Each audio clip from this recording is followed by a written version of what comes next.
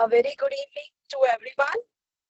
On behalf of Western India Regional Council, myself, CA Shweta Jain, Secretary, welcome you all on the subject of NRI taxation under the series of Women's on Wednesday.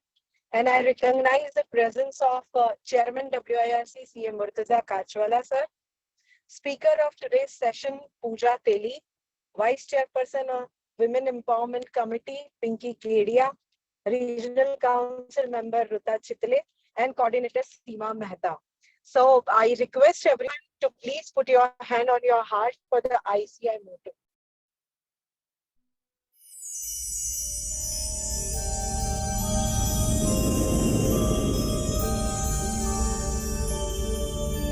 येष सुप्तेषु जागृति येष सुप्तेषु जागृति कामं कामं कामं कामपुरुषो पुरुषो निर्विमाणः निर्विमाणः तदेव शुक्रं तद्ब्रह्मा तद्ब्रह्मा तदेवामृतमुच्यते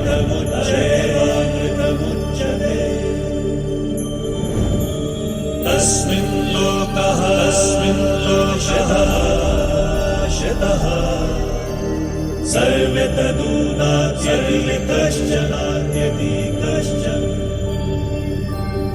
एतद्वैता एतद्वैता एतद्वैता एतद्वैता एतद्वैता एतद्वैता.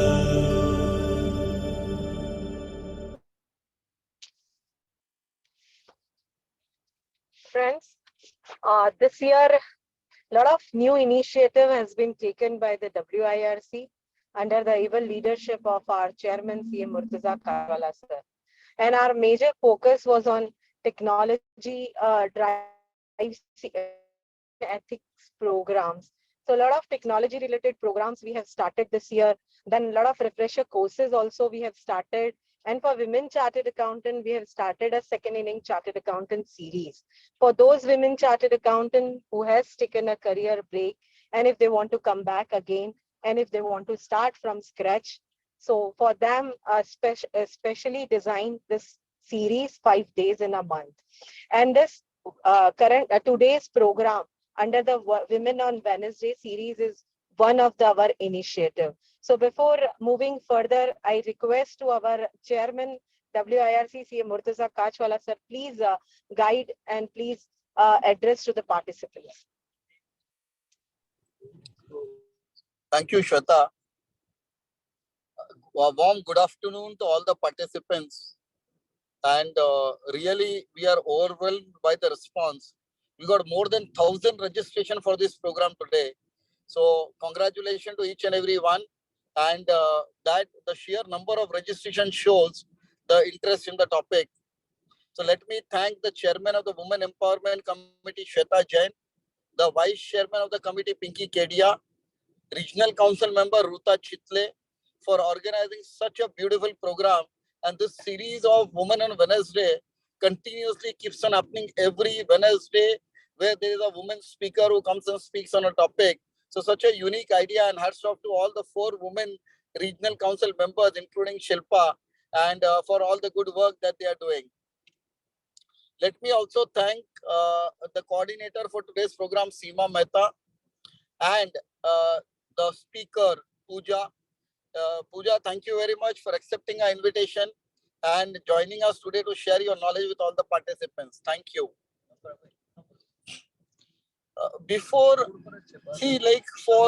On the topic today, if you ask me, I really believe that this next decade, last 2 decades, first software development work started coming into India, then the KPOs, BPOs started coming into India, but now is the time where a lot of accounting work is coming into India as well. And because of the increase in the fuel costs in the whole of Europe, a lot of multinational European organizations are looking at starting manufacturing companies in India as well. And all of these manufacturing comes either in the MIDCs in Maharashtra, GIDCs in Gujarat. And we got a unique opportunity, whether it is Dahej, whether it is Sinnar, whether it is like in Pune, so many of them are coming.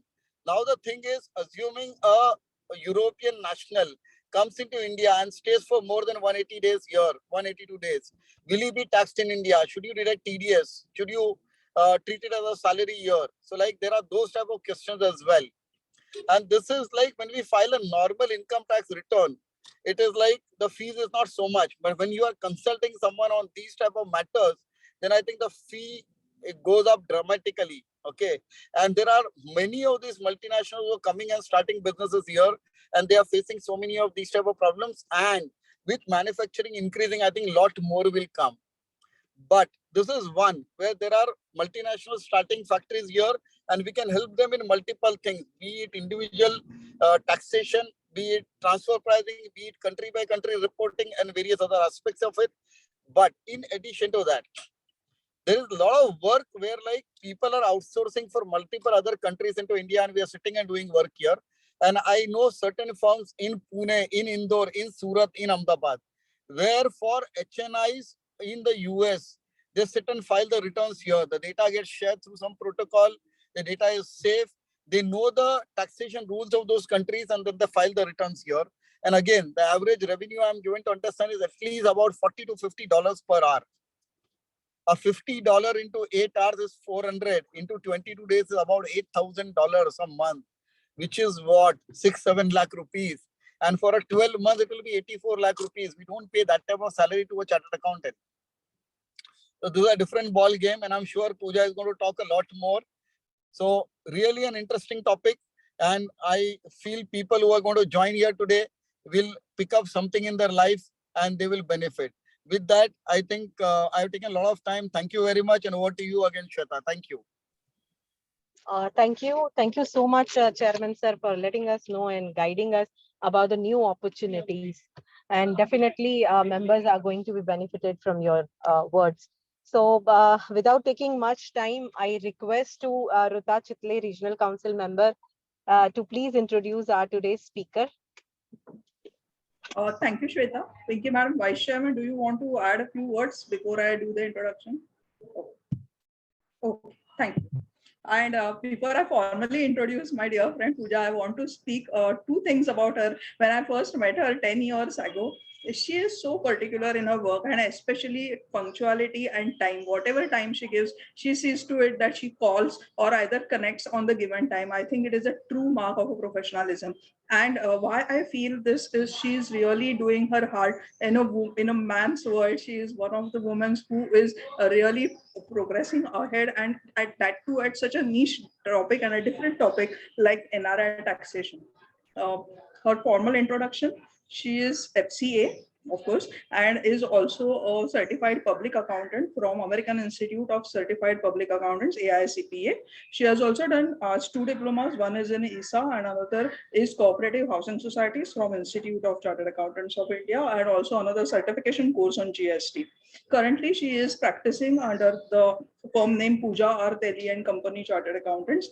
In the past, she has been an assistant manager at S. Grover and Company at America, New Jersey, USA. She was also audit senior at Grant Thornton in Mumbai and India. And she was a consulting chartered accountant at Prashant Dave and Company, and also at Sawant and Company. For last 18 plus years, she is doing the post-qualification course and has to her credit experience in the field of taxation, audit, accounting, company law matters, financial services, US taxation. Her work experience in different capacities with firms in India, abroad, and also was a practicing chartered accountant. As a practicing chartered accountant, she has given her insight into managing clients from various business segments. So I think not only NRI taxation, but it will also help us to have a view of what exactly involves in NRI taxation. Before I end her introduction, I just want to say that whoever is listening out there, please make use of this platform, which is provided by WIRC, especially for women, and where the speaker has to be a woman. So please feel free to contact any of us, either the chairman WIRC or the chairman of the committee, Shweta ma'am, vice chairman Pinky, or myself. So it would be a great platform to pronounce and present your views on different topics. Secondly, I'm the chair of International Taxation Committee at WIRC, and this being a topic very close to my heart, I'm sure many members will see the opportunities here at the end of the session. And I look forward to your personal suggestions and comments in this particular area as well as in international taxation. Thank you, Pooja. Over to you. Very best wishes, and I'm very eager to hear from you. Thanks, Ruta. Thanks for the introduction. Thanks, Shweta ma'am, Pinky ma'am, Murtuza sir for the introduction and giving me the opportunity to present on this topic. I just sincerely hope that I do justice to the topic which is given to me. Can I start the presentation? Yeah, please. Yes, you can. Please do. Okay, thanks. I'm sharing the screen.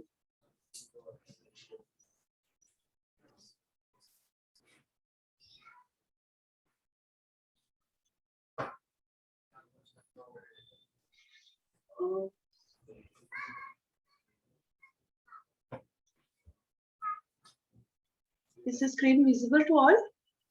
Yes. Yeah. Yes. You please go ahead. So the topic given to me today is NRI taxation. This term seems to be very scary, but if you understand the income tax laws, I mean, it is just the logical. In my view, the Income Tax Act is very logical. Up to a certain extent, and if you logically apply the tax provisions, dealing with such topics should not be a problem. So let us start with the presentation. At a broad level, the presentation is going to cover these topics which are mentioned over here on the screen. Obviously, the residency test is the main topic. Then we are looking at the seafarers taxation, which covers crew members on ships. Then which are the types of income that are chargeable to tax in India as far as NRI are concerned? What are the bank accounts? Options of various bank accounts they can have. What are the tax deduction? How TDS on sale of immovable property is different when it comes to NRIs as compared to the resident individuals. The special provisions governed by Chapter 12A, wherein Section 115 and all those sections are covered, which specifically relates to non-residents. Expat taxation, because like Murtuza sir said that a lot of companies are planning to have units set up in India, so there will be manpower, which will be coming to India, and how if also when the employee is sent on secondment to India, how the taxation should be taken care of. All that can be covered in the expat taxation, and then a brief highlights of double taxation avoidance agreement. India has entered into double taxation avoidance agreement with many countries. So a brief touch up on the DTA provisions, we will take a look at it. So with this, I'll start with the presentation. NRI. NRI, what do you mean by NRI taxation? See, NRI taxation comes into picture when a person is earning income in India and he or she is residing out of India. The topic, right, which I'm covering right now, please listen it into the context of individuals. So if a person is residing in India and is earning source of income in India, then it becomes taxable as the resident, as a resident, and routine tax provisions are applicable. But if a person is residing in a different country, say US or Canada or Singapore, but is having a source of income here in India, then the NRI taxation comes into picture. So the applicability of provisions of the Income Tax Act and rules under the provisions of Income Tax Act are somewhat different when it comes to resident individuals and non-resident individuals. All right. Again, as all of you are aware of the residential status, I think this was a topic which was first taught to us while we were doing inter-CA, was the residential test.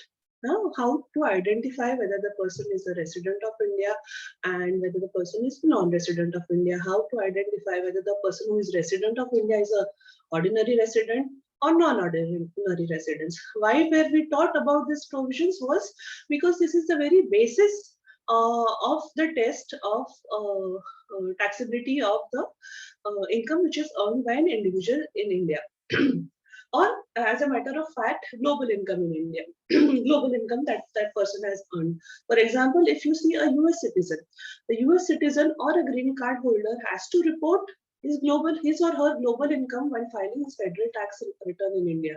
But what happens if the person is also having a source of income in India?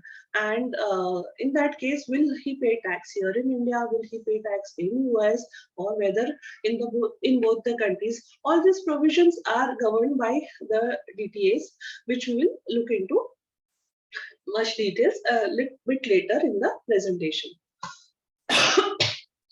So as this term ROR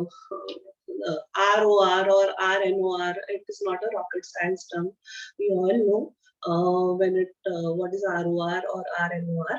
So right now, if we say that a person is a non-resident Indian, with the non-resident Indian, I mean the Indian citizens or the PIR card holders, right? The non-resident Indian covers not only the Indian citizens but the PIO card holders. Indian citizens are the person who are holding passports of India, and the PIO card holders or the OCI card holders are holding foreign passports, say a US passport, but since their parents are of Indian origin, they are also eligible to have a PIO card here in India. So these people are also covered under the definition of NRI. Right. So now the NRI, the person who is resident in India, his global income will be taxable. But the person who is not resident in India, or the person who is resident but not ordinary resident in India, in such cases, the income which is earned or deemed to have earned or accrued in India becomes taxable in India, and the global income does not become taxable. Whereas if you are a resident, then the global income becomes taxable. So let us look at the residency test. I found a very nice flowchart on one of the tax guru sites, and I thought I might have as well as use it for a better understanding of the provisions. So here, if you go by the flowchart of the residency test, it says a general provision of section 6, which says that if your number of days stay in India is of 182 days or more, then by default you are a resident, and then you find out whether you are a resident or a non-ordinary resident by finding out the second test, right? The second test is that, as we are aware of, that if you are an individual who is residing in India for 2 out of 10 years in the preceding previous years, then you are ROR, resident and ordinary resident. But or in case if the first condition is not holding good, then in that case, if your number of days stay is more than 730 days in 7 preceding previous year, then again you are ROR. If these conditions are not met, then you are a resident but not an ordinary resident, which again means that your global income is not taxable. Now, again, there are the first basic condition of residency has another criteria. If the 182 days conditions is not fulfilled, then there is another condition which says that if you are in India for at least 60 days in the previous year and for 165 days or more in the last 4 years, then you are a resident. Again, if you go by the flowchart, again we look at the ROR or RNOR test. Now, if now there is one overriding provisions over here of 182 days, which was brought in by Finance Act 2020, I think, wherein it says that if you are an Indian citizen and if you are not liable to tax in any other country, And if your total income, right, if your total income except your foreign source of income is more than 15 lakhs, which is 1.5 million, then uh, then the number of days stay in India, condition of the number of days stays of 182 days gets reduced to 120 days. So this provision is apply. This condition you have to see specifically in case of the person who was returning to India, the non-residents who are returning to India. If you have to do a tax planning for these people, you have to make sure that if they are coming back to India in the particular financial year, the number of days stay should be less than 120 days if they are having an income from foreign source as well as Indian source, which is exceeding the prescribed limit. I would say, even if the condition says that it is excluding foreign source, but I would say you just take a look at, consider the foreign source of income just from a tax planning point of view. All right. Now, again, if you see the condition of 182 days or as a matter of fact 120 days applies in case of crew members or where a person is seeking employment outside India and has gone out of India during the financial year, or a person who is returning to India during the financial year. So this flowchart specifically covers all type of conditions, and I would suggest that you make use of this because I found it very helpful and useful as far as understanding the residential criteria in a nutshell. If you want to take a look at it in a nutshell, then this flowchart will be very helpful. Before you have a client in front of you who says that, Madam, there are tax bhardo, and if you know that person has come to India from US, or he's jogging between India, US, or India, foreign country, then please keep this such flowchart in front of you and to identify whether that person is a resident or that person is a non-resident, because it has a major implication on the taxes. So we move to the next slide. Seafarer taxation. Now, what is the term seafarer? This term seafarer is more well defined under the Income Tax Act. Term seafarer specifically refers to the individuals who are on ship. They can be sailors, they can be mechanics, they can be maritime engineers, or merchant, or on merchant navies. All these provisions are covered under the seafarer taxation as a part of my presentation. Right. So, like I said, the seafarer is a sailor. So they are deputed specifically on the ships. The ships may be sailing. They are Indian citizens who are on a contract basis or have been assigned work on a ship, and the ship may be sailing in the territorial waters of India, or it may be sailing outside India. So this provisions, the PPT over here is covering these provisions in a very nutshell, wherein a few references have been made to this provision. So who is a seafarer? Like I said, he is a sailor, merchant, maybe seaman, or an individual person who works on a ship or a watercraft in whatever capacity. And he says on a ship as a part of his employment. Now, employment term need not necessarily mean over here has employment in terms of salary, wherein an employer-employee relationship is there. It can also be in terms of the professional fees that a person has been received, or a contractual fees that a person has been received. So there are case laws on that wherein it says that it is this definition, the word employment should not be restricted to the meaning of an employer-employee relationship. And the most important thing over here is that the person who is a seafarer should receive income in foreign currency in his or her NRI account maintained in India. This is not compulsory, but it helps based on certain CBDT circular. It helps to avoid litigations as far as the tax authorities are concerned. So if I'm having an NRI account and I'm receiving funds in foreign currency, then it always helps to justify that a particular person is, having an income from a foreign source. So again, so what defines what so in terms of taxability, now we must be wondering that, okay, I understood what is a seafarer, but the term seafarer is nowhere defined in the Income Tax Act. And what should I do with their taxation? How would I identify whether that person is taxable, whatever income that person has earned is taxable or it is not taxable? What if that person is, while rendering service, is in India, in the territorial boundaries or territorial waters of India?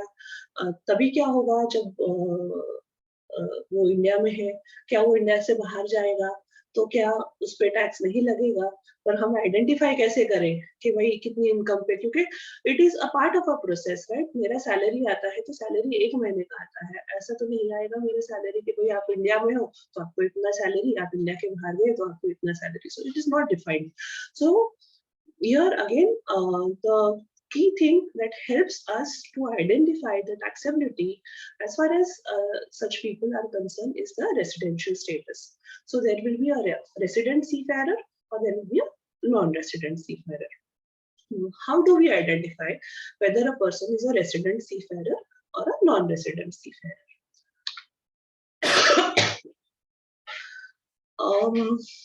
So previously there were a lot of litigations that took place in identifying whether the person was a member of a crew member of a ship, whether he was a resident of India or not, how should we tax that total income. But with effect from, there was a CBDT circular which came in 2015 and which up to a certain extent helped us to deal with the residential test. What does the circular says? That with effect from April 2015, the person who to identify the number of days stay of that person in India, we have to obtain, that person has to obtain a continuous discharge certificate. The continuous discharge certificate has to be obtained by the particular seafarer. So if any of your client is a sailor, so you just, before getting their passports, before identifying their residential status, ask for a CDS certificate from them, because that is a document which has been prescribed by the CBDT and which will hold weightage as far as it concerns to the income tax assessment provision. So if as for the CDS certificate, the CDS certificate basically covers the number of days stay of that particular person in India or outside India. So as it says that the CDS must be as per the Merchant Shipping Rules 2001. So there is a prescribed format of the certificate as per these rules. So the certificate, and if you do a Google search on it, you will get the format of the certificate, just in case if you want to have a look at it. And the CDS must be for a voyage which originates from any port in India and is destined to any port outside India, or vice versa.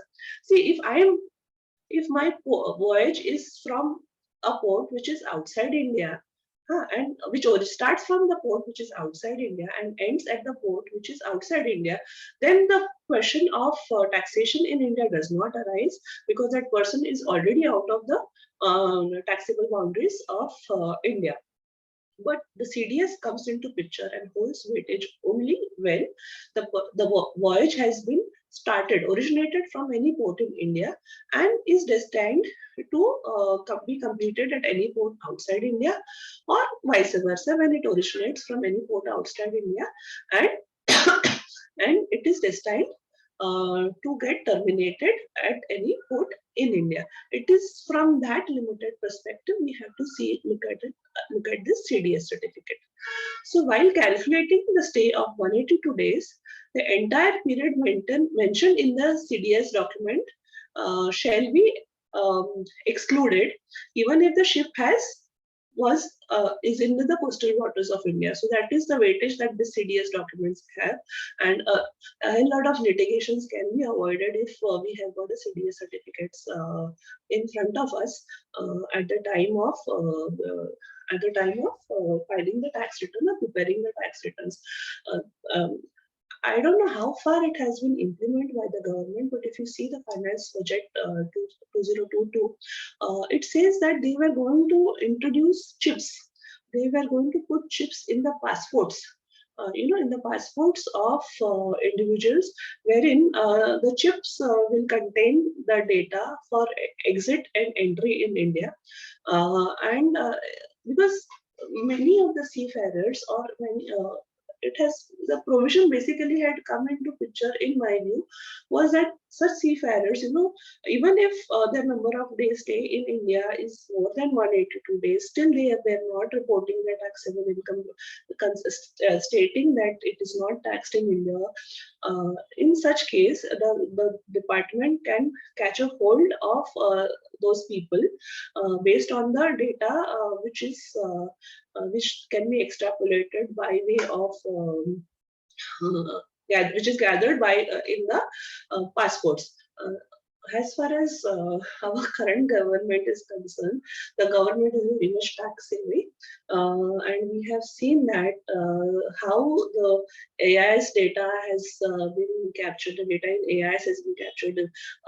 I don't know about all of you, but in few of my clients, I have seen कि madam मेरा तो कोई capital gains का sale नहीं है, कुछ नहीं है, but then we show them the AIS. अरे सर आपका तो AIS में दिख रहा है कि आपका है कैपिटल गेन ट्रांजैक्शन. ओह अच्छा ये ब्रोकर ने किया होगा, मुझे पता नहीं. So I think similarly we will see certain provisions wherein they may end up capturing their stay. The number of days stay in India, wherein the entry date and exit date may be captured by way of the chips, that may be implanted in the passport. Let's wait and watch. All right, back to the topic. So here, this particular provision is applicable to Indian citizens who are employed as crew members on Indian ships. All right. But if the provisions are different, if the Indian citizens are employed as crew members on a foreign ship, if it is a foreign ship, and if it is outside the territorial waters, or it is including the Indian territorial waters, the taxable, it is not treated, they are treated as non-resident, even if their number of days stay is more than 182 days. Why? Because they are serving to a foreign employer, and the foreign employer is not having place of residence in India or a place of management in India. In such cases, the 182 days criteria does not apply to the crew members who are Indian citizens but are employed on the foreign ship. Right?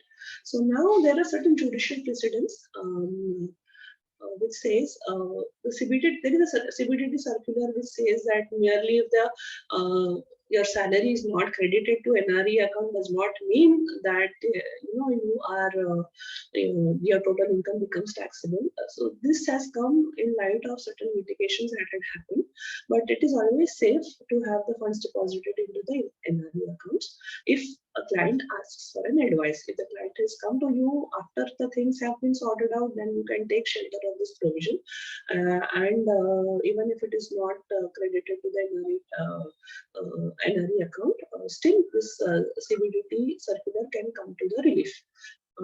Then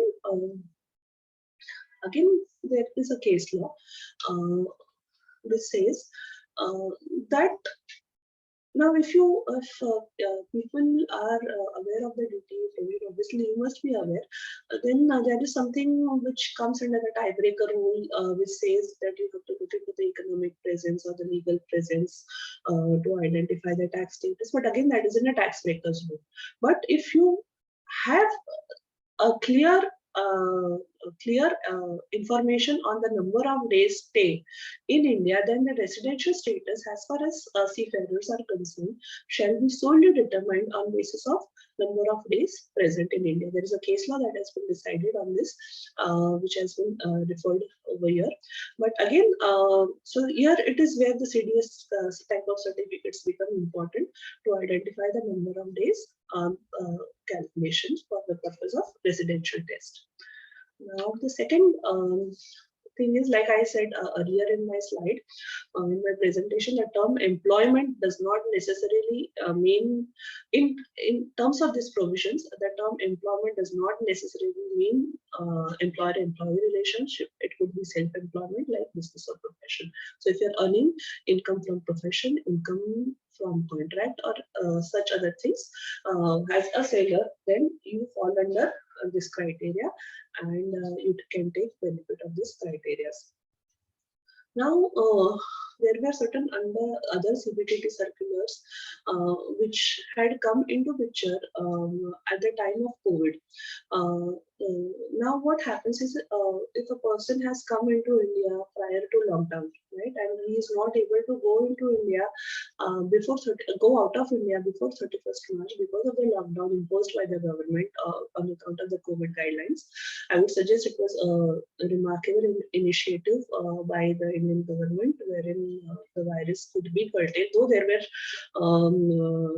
when the economics are concerned, though we suffered many this thing, but I hope the economy will revive. But again, so that was a good initiative, and there were certain good circulars also that the CBDT initiatives that CBDT took to safeguard the interest of the taxpayer, and this was one of the circular, which says that if you are not able to leave India before 31st March 2020 on account of lockdown, then while considering your residential status or calculating the number of days stay, this period from 22nd March 2020 to 31st March 2020 did not be considered. So this particular circular pertained to only financial year 1920, but not to financial year 2021, because in financial year 2021, when we had gone back to the government with such relief, they didn't, wherein the international flights had not started, etc. In such cases, no relaxation as far as this circular is concerned, circular 2 up to 2021. The government did not give such relaxation, which was given in the previous circular on account of suspension of international flights. The view that they had taken was that the DTA provisions are well in place, the safeguards are well in place, wherein the individual will be prevented from the provisions of double taxations. So if we see the provision of a double taxation, the first thing that is checked is the residential status of the contracting state, which is the key factor, which also holds has weightage on the various other provisions or taxabilities of income in the contracting state or the other contracting state. We'll go at that later. But in nutshell, no such relief was given for 2021. So in case if you have any assessments going on as far as such people are concerned, please refer to these such circulars and try to come with a solid backing with the contentions that you make towards in the assessment proceedings. So in nutshell, these are the seafarers provisions that I could cover in my presentation. Second, now what is the income chargeable to tax in India when it comes to NRIs? So like I had said in the previous slide, and as the logic prevails, the income which is earned or deemed to have been earned, accrued or deemed to have been accrued in India is taxable in India when it comes to non-resident Indians, right?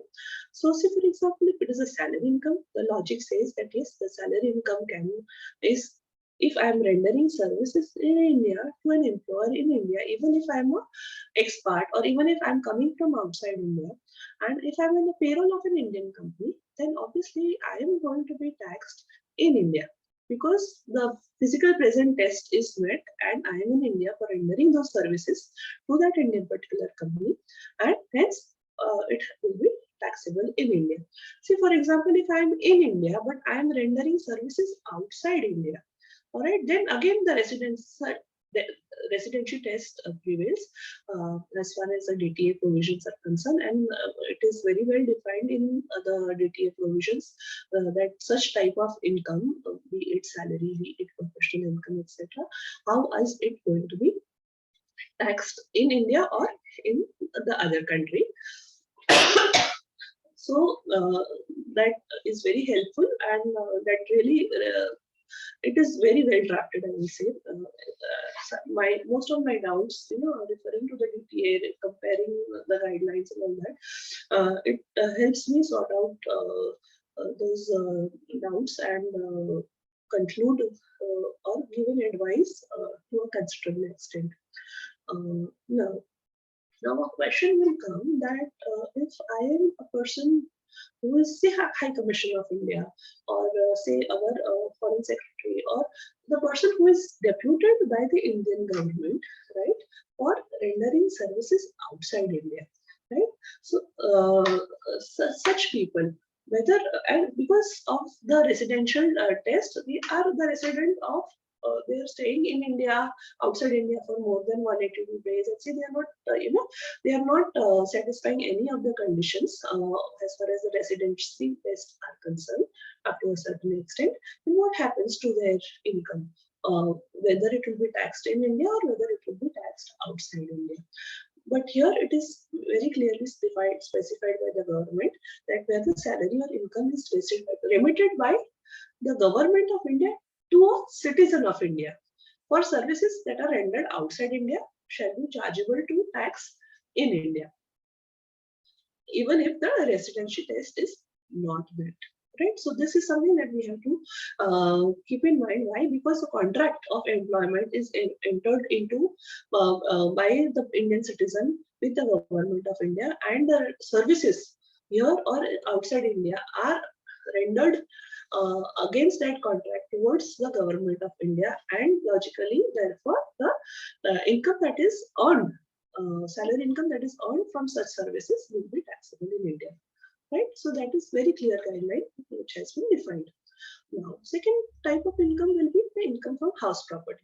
Again, obviously, the income from house property cannot be earned without having a property situated in India. So, if the property is situated in India, obviously, the test of economic test has been met, wherein because the property is in India, the tax will be paid in India. Right, and if the tax is paid in India, whether the person will get the deductions which are applicable to the resident, yes, they will get. क्या क्या deduction होता है property tax paid, उसका deduction मिलता है, उसके बाद 30% standard deduction मिलता है, and the interest on home loan up to 2 lakhs or more is allowed. Okay, and again we get a deduction under section 80C, wherein the principal component on the home loan if paid up to the limit of obviously 1,50,000 is allowed. Again, if that person has purchased a property in India and if they have paid stamp duty and registration charges on such purchase, even that amount is eligible for deduction under section 80C, like in case of residents, but it is subject to the limit of 1,50,000. So please keep a note of this, right? But again, there is one more important catch over here is as far as the Indian taxes are concerned, that applies to the resident, the TDS provision gets activated when the rental income is more than 50,000, or you are under tax audit and you are paying rent and all that comes into picture for activation of the TDS provision on rent for personal use. Commercial use तो अपने को पता है कि 2,40,000 का limit है and it is applicable, उसमें TDS जो डिडक्ट करना है वो कब करना है कि जब मैं इंडिविजुअल या एचओएफ हूँ, मैं टैक्स ऑडिट में आ रहा हूँ, तो फिर और मेरा 2,40,000 के ऊपर जा रहा है या जाने वाला है तो मैं टीडीएस डिडक्ट करूंगा। अगर मैं अंदर अदर देन इंडिविजुअल एचओएफ हूँ तो 2,40,000 के ऊपर जा रहा है तो मैं डिडक्ट करूंगा, but that applies to commercial properties, right?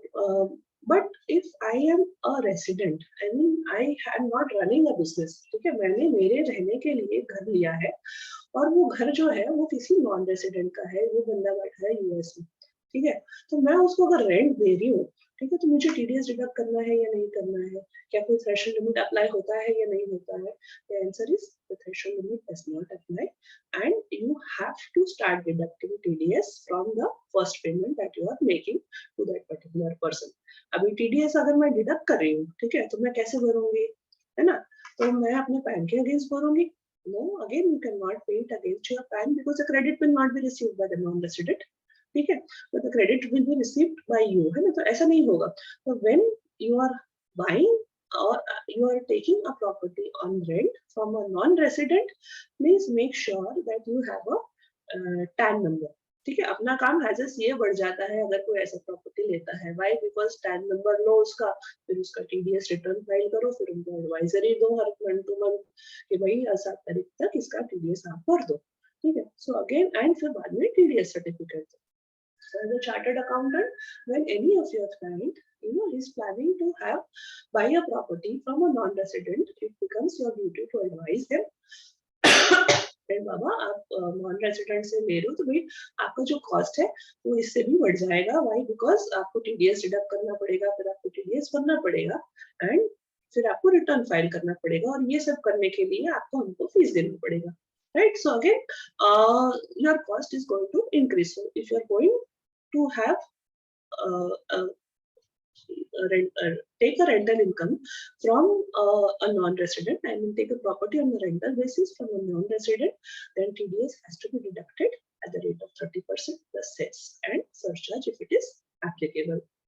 Now again, मुझे as we must be aware कि अगर मुझे मनी रेमिट करना है फ्रॉम इंडिया टू अब्रॉड मेरे खुद के अकाउंट से ही, ये तो हमारा जो एग्जांपल है वो टेनेंट लैंडलॉर्ड के अकाउंट में दे रहा है, दो अलग अलग बंदे हैं तो टीडीएस प्रोविजन भी एप्लीकेबल हो जाता है एंड 15 सीएसीबी सर्टिफिकेशन भी एप्लीकेबल हो जाता है।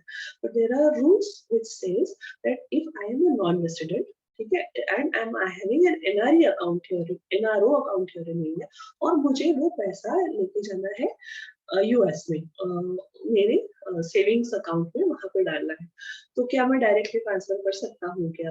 कोई प्रोविजन है क्या? कोई मुझे रोक है क्या?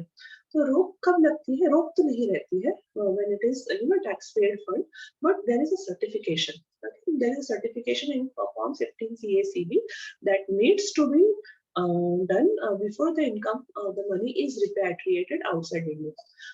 The provisions goes to a certain to this extent wherein मेरा खुद का NRO अकाउंट है और मेरा खुद का NRE अकाउंट है जो दोनों इंडिया में है, ठीक है। तो NRO account to NRE account transfer करने के लिए भी 15 सीबी सर्टिफिकेशन लगता है, व्हाई? बिकॉज एनआरई अकाउंट में एक बार आपका पैसा चला गया तो it becomes freely repatriable outside India, ठीक है। So this provisions you have to keep at the back of the mind when the remittance is going to go outside India.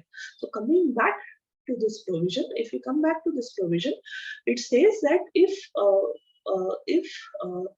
the rent that has to be paid by the tenant to the landlord outside India, then a 15 CACB certification will be needed, provided a threshold limit of, I think it is 5 lakhs. 5 lakhs का threshold limit for the financial year if it is getting exceeded, तो आपको 15 CACB certification लेना पड़ेगा CA से, यानी कि हमसे, उसके बाद ही आप पैसे रिपैट्रिएट कर सकते हो।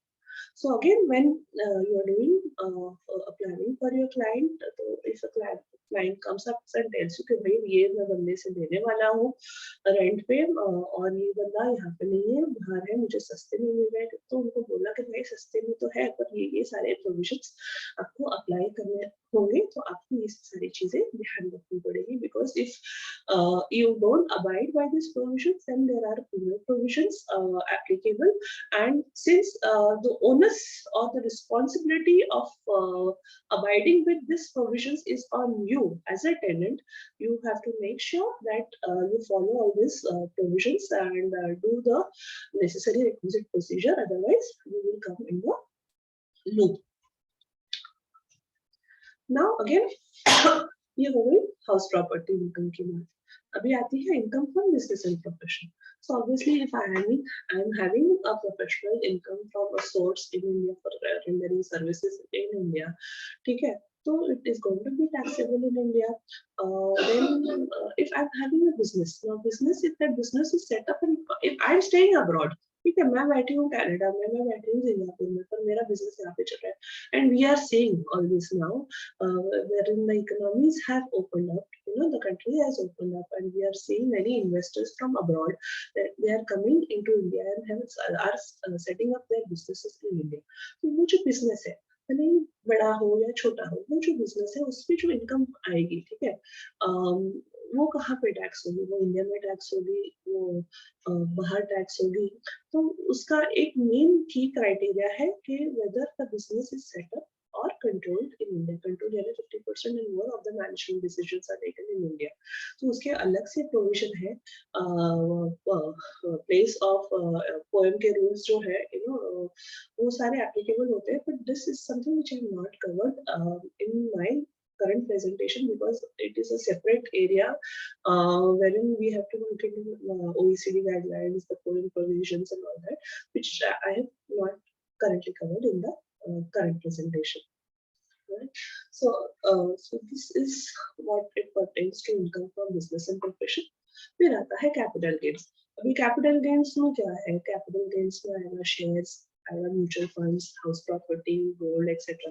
पर अगर मेरे पास है, मैं यूएस का सिटीजन हूँ, मैं फॉरेन सिटीजन हूँ, और मेरे पास जो शेयर्स है वो यूएस स्टॉक एक्सचेंज में ट्रेडेड है, ठीक है, तो उस पर मैं टैक्स भरूंगा क्या इंडिया में? नहीं, because it is not originated in India, ठीक है.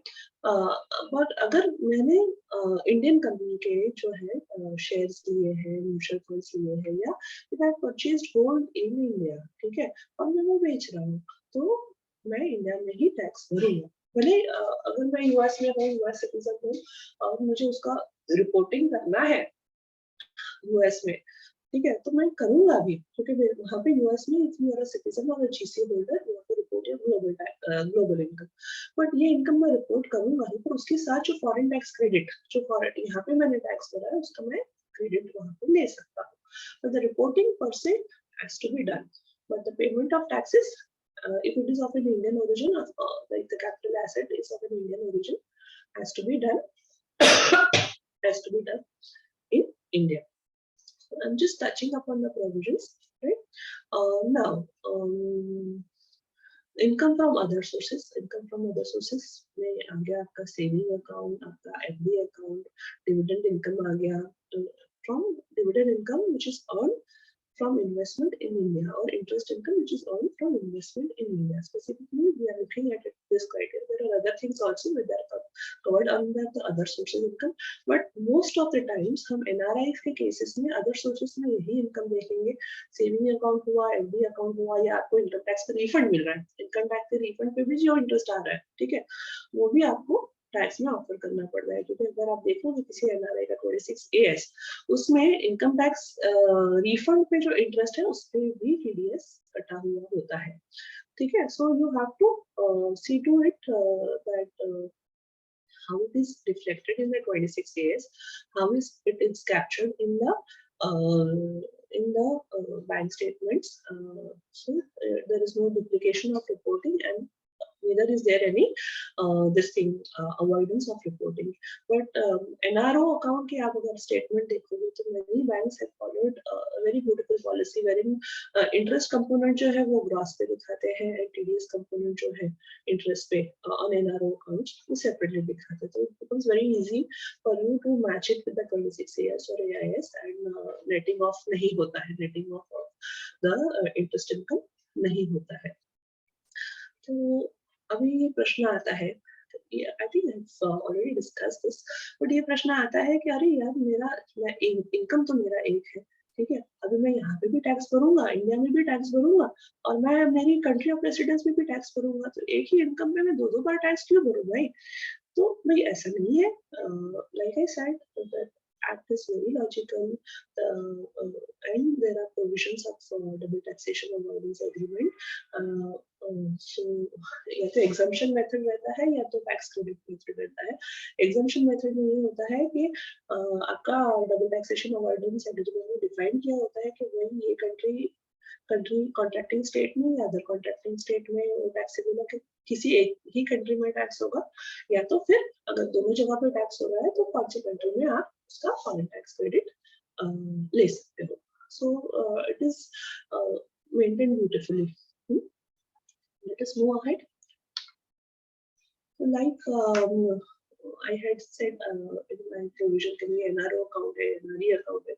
So if you are dealing with NRIs, this is a very common word that you will find in your dealings as far as your preparation of tax return is concerned. One is the non-resident ordinary account. ठीक है, वो saving भी हो सकता है, FD भी हो सकता है. Non-resident external account, again it can be saving and FD, and there is a FCNR account which is a deposit account. अभी इन तीनों में अंतर क्या है? अंतर ये है कि जो पहले वाले दो अकाउंट है, जो एनआरओ अकाउंट है और आपका जो एनआरई अकाउंट है, ठीक है, उसपे जो it will be maintain in Indian currencies, ठीक है, इंडियन रुपीज में मेंटेन होगा. एनआरओ अकाउंट में जो पैसे आएंगे आपके, ठीक है, वो मोस्टली इंडिया से ही आएंगे, from Indian source of income, ठीक है, एंड फॉरेन सोर्स से भी आते हैं पर वो कन्वर्ट हो जाते हैं. It can be transfer. If you are having an account in Singapore जहाँ पे आपका रेंटल इनकम है, डिपॉजिट वगैरह आपको जमा भेजना है इंडिया में, आपके इंडियन एनआरओ अकाउंट में भेजना है, तो वो आप भेज सकते हैं. It will get converted in INR in the Indian NRO account, and it will be a part of your saving. ठीक है, and जैसे कहा पहले ही कि एनआरओ अकाउंट में जो इंटरेस्ट आता है, ठीक है, वो टैक्सेबल होता है इंडिया में, and it is liable to and the TDS provisions are applicable. So the banks and all that, if you see, they will be deducting TDS of the NRO account. अगर आपके पास जो है individual है, हाँ, उसके 26 AS में आपको interest पे TDS दिख रहा है, ठीक है, तो interest on saving bank account में से सेविंग बैंक अकाउंट पे तो TDS होता नहीं है, ठीक है, और अगर आपको दिख रहा है तो वो एनआरओ अकाउंट का होगा, वो एनआरई अकाउंट का नहीं होगा, क्योंकि एनआरई अकाउंट पे टैक्स नहीं लगता, इंटरेस्ट पे जो टैक्स है वो नहीं लगता, सिर्फ एनआरओ पे ही लगता है. So please make sure that you do a correct reporting. ठीक है, now if I'm having funds in the NRO account, can I repatriate outside India? Yes, there is a limit. The prescribed limit is somewhere around. It has increased as per labor, but it was $1 million US. अभी शायद increase हो गया है as per the liberalized deducting scheme. But आप कर सकते हैं, provided you have paid tax on it in India. तो ये कैसे आइडेंटिफाई करेंगे? भाई मैं तो बोल दूंगा कि मैंने तो टैक्स भरा है. But again, the bank will not do that unless a CA is giving a 15 CACB certification. So whenever you are giving a 15 CACB certification to any client, you make sure कि वो जो amount आप NRO को NRE account में transfer करने वाले हो या बाहर ट्रांसफर करने वाले हो, उसका सोर्स ऑफ इनकम क्या है, ठीक है, उसका सोर्स ऑफ इनकम जो है वो आप आइडेंटिफाई करो. And if also make sure that you check whether the return has been filed for that particular source of income or whether TDS has been paid. Otherwise, you cannot give a proper certification. ठीक है, ऐसे भी clients आपके पास आएंगे कि बाबा ये तो मेरे शेयर्स का पैसा है, बहुत पुराना शेयर्स का पैसा है, मुझे नहीं पता. then उस पे shares पे जब tax लगता है, capital gain tax लगता है, so then you cannot give a certification saying that the tax on that has been fully paid in India. ठीक है, अभी गिफ्ट है ना, गिफ्ट है तो वो बोलेंगे कि भाई ये तो मेरी मॉम ने मुझे गिफ्ट दिया है, ठीक है, एंड मुझे ये रिपैट्रिएट करना है मेरे यूएस के अकाउंट में, तो गिफ्ट डीड कहाँ है ना, गिव डीड है तो मॉम का tax, whether she was having that source of income in India to give you the gift of that much amount. I think you should go into all these details before giving any certification to anybody, right? Because it is become, your certification becomes critical. Because why, if the client has avoided a tax or evaded tax, then the income tax department is going to come and hold on to you. Right, so please make sure that before giving any certification, you see all the supporting documents. Okay, वो सब and even the banks, the banks have been very strict when it comes to certifications and when it comes to documentations. They also ask for this proof from you. So before giving a certificate, please make sure that you have all the documents in place. So now this comes to NRO account. अभी आता है NRI account.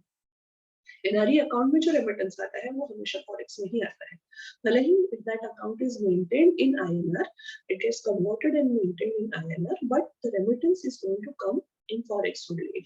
From Indian INR में उसमें amount deposit कभी नहीं होता है, वो फॉरेक्स में ही होता है, ठीक है.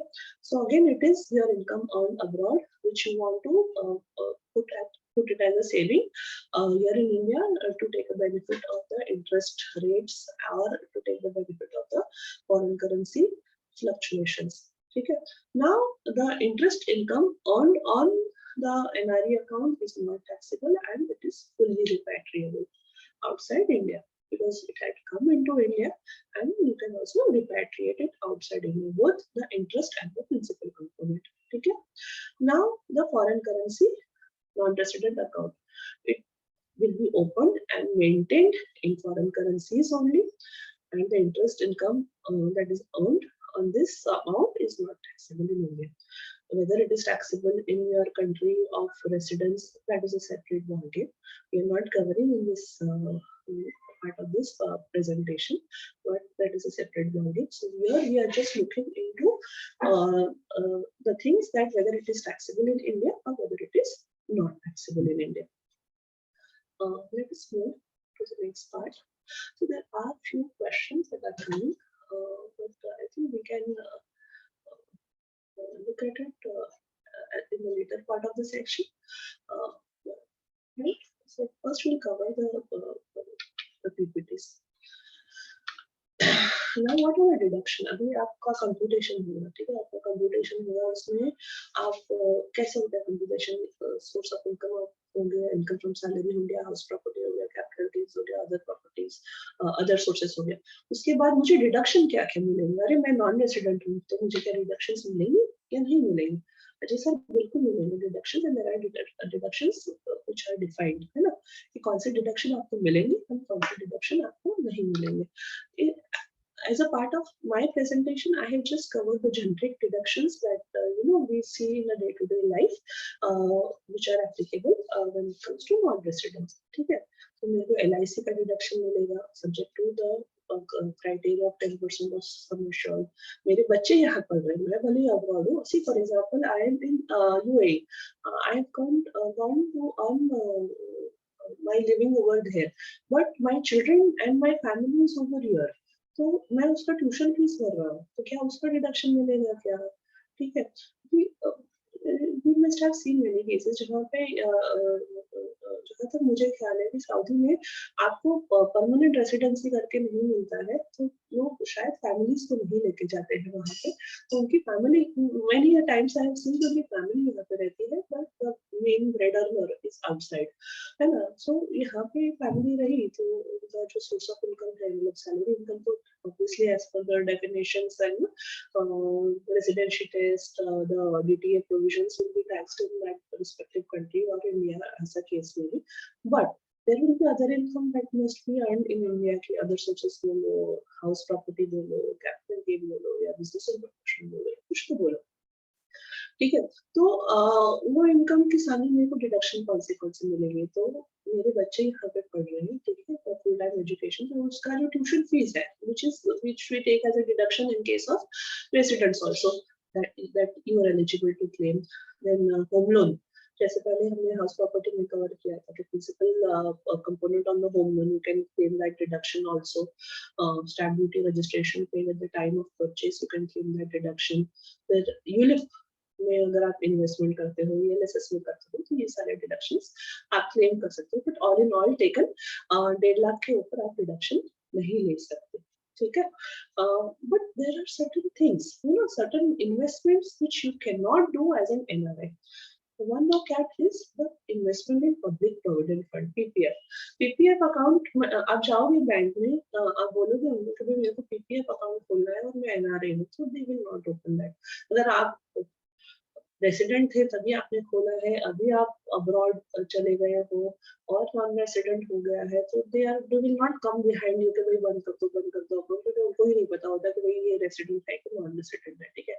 इन सच केसेस वो 15 साल तक कंप्लीट कर दो cycle, if you don't need the money, and बाद में फिर विड्रॉल, तो उसके विड्रॉल्स के भी थोड़े से फिर इश्यूज हो जाते हैं, पर मिलते तो है पैसे, सो ठीक है.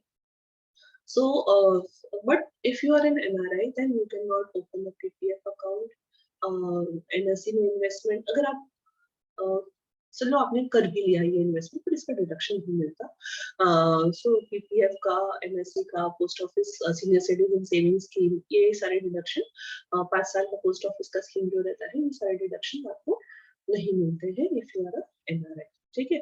मेडिक्लेम इंश्योरेंस बोलो LTD, yes you will get it, 25,000 50,000 जो भी है, और प्रिवेंटिव हेल्थ चेकअप का एडिशनल 5,000, ये भी आपको डिडक्शन मिलेगा, provided it is taken from a service provider here in India, ठीक है.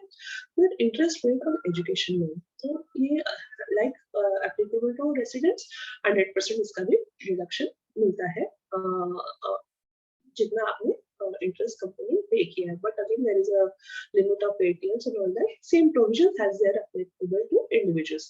ATG कोई डोनेशन मैंने दिया है किसी संस्था को जो इंडिया में अच्छा काम कर रही है, तो क्या उसका डिडक्शन मुझे मिलेगा? हाँ बिल्कुल मिलेगा, है ना. सो even again the same provisions as they are applicable to the residents, 50%, 100%, GTI का टेस्ट वगैरह सब अप्लाई होता है, but डिडक्शन मिलता है if you are eligible, ठीक है. फिर 80TTA, interest on saving bank account, ठीक है, आपको 10,000 का जो है जो मिलता है वो हमको भी मिलेगा एज अ नॉन रेसिडेंट. फिर अभी एक प्रश्न ये आता है कि भाई अगर मेरे को सिर्फ इंटरेस्ट इनकम ही है, ठीक है, मेरा इंटरेस्ट इनकम ही है और वो एनआरआई अकाउंट में है, तो फिर मेरा टीडीएस कट रहा है और मेरे को सिर्फ रिटर्न टीडीएस का रिफंड क्लेम करने के लिए फाइल करना पड़ रहा है, तो क्या मैं 15G एंड 15H सबमिट कर दूं और मेरा इस पे टीडीएस नहीं डिडक्ट होगा? The answer is no. The non-resident Indians cannot submit 15G and 15H form. They have these provisions are only applicable or for the benefits of residents, ठीक है.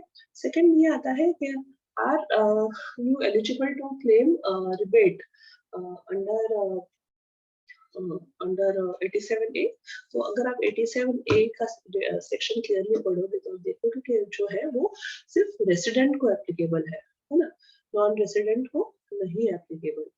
फिर ये प्रश्न आता है, अभी फॉर एग्जांपल आप देखोगे कि 30% टैक्स डिडक्ट होता है on the interest income of NRI, ठीक है, पर मेरा तो 10% में भी नहीं जाता है, मेरा तो और कोई इनकम ही नहीं है ना, 5% में भी नहीं जाता है, बिलो थ्रेशोल्ड लिमिट आ रहा है, तो फिर मैं क्या करूँ? तो ऑप्शन और 15G और 15H तो मैं ले नहीं सकता, ठीक है, तो अब मैं क्या करूँ?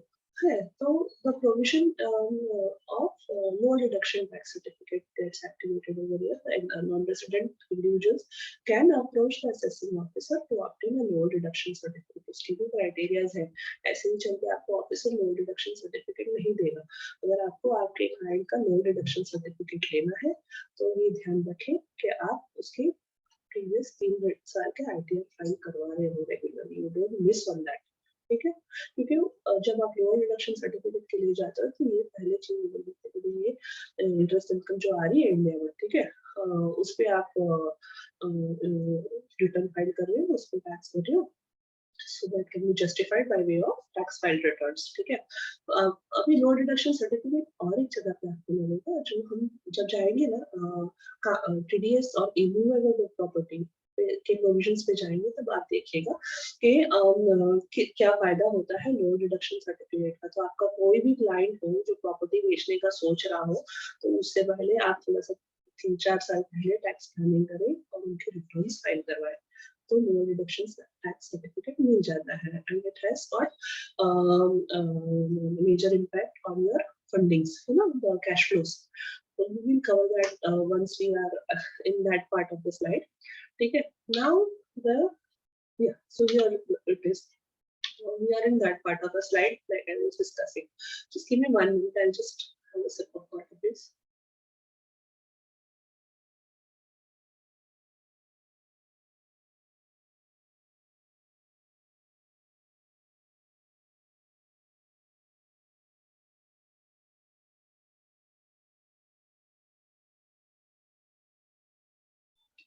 Sorry. The provisions for TDS on sale of immovable property. ये तो बहुत ही कॉमन हो गया है आजकल, क्योंकि प्रॉपर्टी की वैल्यू 50 लाख से कम तो आजकल दिखती ही नहीं है ना। अच्छी प्रॉपर्टी आप लेने जाओ, 50 लाख हो गया, और उस पे टीडीएस के प्रोविजंस एक्टिवेट होता है कि बायर को 1% टीडीएस डिडक्ट करना है। ठीक है, तो मजे की बात क्या है पता है, ये जो प्रोविजन है ना 1% टीडीएस वाला, ये एप्लीकेबल होता है सिर्फ रेसिडेंट को। ठीक है, the transferor is a resident, transfer he resident हो नॉन रेसिडेंट हो कोई फर्क नहीं पड़ता, यहाँ पे ट्रांसफर इंपॉर्टेंट हो जाता है, यानी जो आपका सेलर है, जिसके नाम से प्रॉपर्टी है या जिसके पास से आप बाय करने वाले हो। ठीक है, अगर वो रेसिडेंट है, ठीक है, तो ये प्रोविजंस एप्लीकेबल हो जाते हैं, तो इसमें तो कोई दिक्कत ही नहीं है अपने को। और 26 क्यू भी आप ना ही आपको अलग से टैन में लेना पड़ता है, ना ही कुछ, आप सिर्फ 26 क्यू भी भर दो और फॉर्म 16 भी इशू कर दो, है ना, within the time frames prescribed. This provision is taken care of. It is not much of a headache. But if you are a resident, non-resident, है ना, ये प्रोविजंस तो आपके हो जाते हैं रेसिडेंट के केस में एप्लीकेबल, पर अगर आप नॉन रेसिडेंट हो तो आप क्या करोगे, है ना। तो नॉन रेसिडेंट के जो प्रोविजंस है सेक्शन 195, टीडीएस प्रोविजंस जो है सेक्शन 195 गवर्न करता है। So we should be you no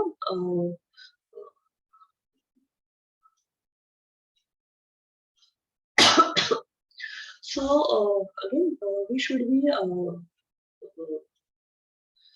you know, the section 195 should be at our tips when we are dealing with NRI taxation. NRI taxation आप करते हो, तो section 195 आपको आना चाहिए, because it is very helpful when it comes to the provisions for TDS reduction. So let us go to section 195. What does section 195 say? That any person who is responsible for paying to a non-resident, ठीक है, अगर किसी non-resident को मैं पैसे दे रही हूँ, तो मेरा रिस्पॉन्सिबिलिटी हो जाता है कि भाई उस पे टीडीएस मैं काटूंगी। Again there is no threshold, okay, there is no threshold prescribed for TDS reduction in the year. There is nowhere a threshold which is prescribed under section 195. आप बाकी के TDS के provisions देखोगे तो वहाँ पे threshold है, पर यहाँ पे threshold नहीं है। ठीक है, so coming back to section 195. Section 195 says that if you are responsible for making payment to a non-resident other than whatever are the exceptions that is mentioned,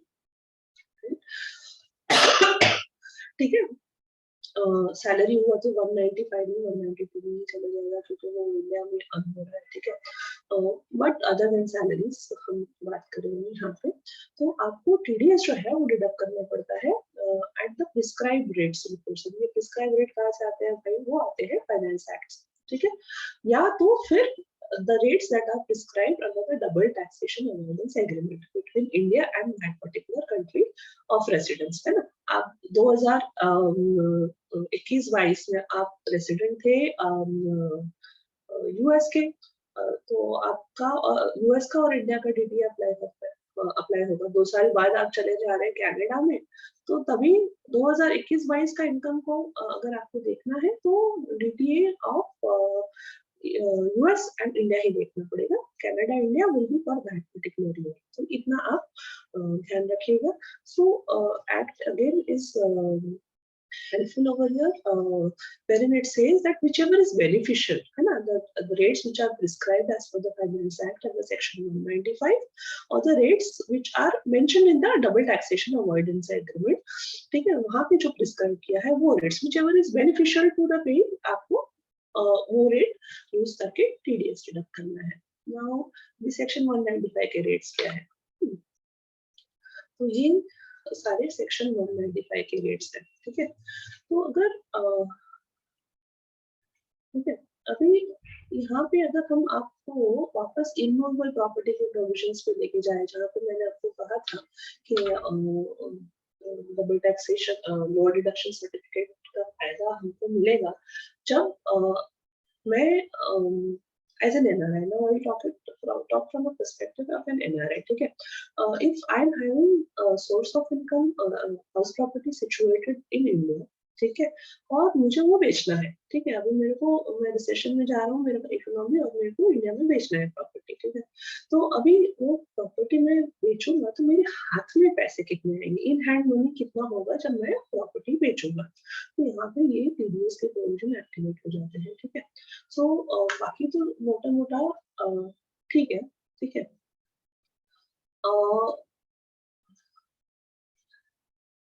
यहाँ पे आप देखोगे कि such provisions will fall under the tab of any other income, and इस पे 30% tax लगता है, ठीक है. 30% TDS डिडक्ट होता है, 30% TDS plus cess plus surcharge has may be applicable, ठीक है. और ये भी कैपिटल गेन अमाउंट पे नहीं, यहाँ पे कहीं पे भी डिफाइन नहीं हुआ है कि किस पे लगेगा. The word income can be logically, अगर हम देखें तो वर्ड इनकम मतलब कैपिटल गेन्स हुआ, ठीक है. कैपिटल गेन्स पे होना चाहिए 30%. पर अभी ये जो कैपिटल गेन्स है, ठीक है, वो 300 में मैंने सेल किया है. फॉर एग्जांपल मेरा परचेस वैल्यू 100 है और 200 रुपए का कैपिटल गेन है, ठीक है, विदाउट इंडेक्सेशन, ठीक है. अभी मैं तो कैलकुलेट कर रही हूँ कि भी मेरा 200 रुपया कैपिटल गेन है, और मेरा ये जो है 30% मेरे बायर को इस पे डिडक्ट करना चाहिए. But from a buyer perspective, okay, from the buyer perspective, the term capital gains has to be defined, has to be identified, and has to be approved by the assessing officer. ठीक है, अगर assessing officer बोल रहा है कि भाई इस property पे इतना capital gains है और आप इस पे ही TDS डिडक्ट करो, तो आप उस पे ही TDS डिडक्ट करोगे, ठीक है. पर अगर ऑफिसर नहीं है आपके सामने, आपके पास ऐसा कोई सर्टिफिकेशन नहीं है as a buyer, then you will have to deduct TDS on the safer side on the entire sale consideration. तो हो गया ना बड़ा सा हिट, है ना. 1 करोड़ पे 30% यानी 30 लाख तो मेरे हाथ से चला गया. नहीं, मुझे as a non resident return file करने के बाद मिलेगा, और इसमें टाइम कितना जाता है. मैंने समझो मई जून में मेरा प्रॉपर्टी सेल किया है, नेक्स्ट जून में जब मेरा रिटर्न फाइल होगा, उसके बाद जब वो रिटर्न प्रोसेस होगा, उसके बाद मुझे वो 30% मेरे हाथ में आएंगे, ठीक है. If I am saying that it is straight through process, कि कोई क्वेश्चंस नहीं है, कोई क्वेरीज नहीं है, ठीक है. बट अदरवाइज, है ना, otherwise this 30% tax will be deducted. So what my role as a non-resident is, or as a consultant to the non-resident, is that if my client is planning to sell the property 2 years down the line or 3 years down the line, the first thing I will make sure is that I will start doing their tax returns, even if their income is below threshold limit. ठीक है, उनके tax return, क्योंकि officer अपने को पूछेगा, house property income है, खाली house पड़ा था, आपने रेंटल इनकम पे दिया ही होगा, आपने दिया है तो रेंटल इनकम किधर है ना. तो ये सारे जो क्वेश्चंस हैं, ठीक है, वो एड्रेस करने के लिए आप रिटर्न फाइल करें. अगर रेंटल इनकम है तो आप दिखाएं, अगर नहीं है तो आपके bank statements will justify, and the proof is that of the tax return filed. तो the 3 years in my view, जब हम जाते हैं लो डिडक्शन सर्टिफिकेट के लिए, तो 3 से 4 साल के प्रीवियस ईयर्स के टैक्स रिटर्न्स देखते हैं, ठीक है. So 3 years before I start that planning, wherein I ask them to file their taxes. Then in the 3rd year, before we go for such sale, and before we go for such sale, we will go for obtaining a loan deduction certificate. अभी loan deduction certificate आप जब करने जा रहे हो तभी और एक चीज आप आइडेंटिफाई करवा लो असेसिंग ऑफिसर से कि कैपिटल गेन इस पे कितना पड़ेगा, उसके सारे जो डॉक्यूमेंट्स हैं वो आप ले लो, ठीक है। कैपिटल गेन्स कितना पड़ेगा, एक तो वो हो गया।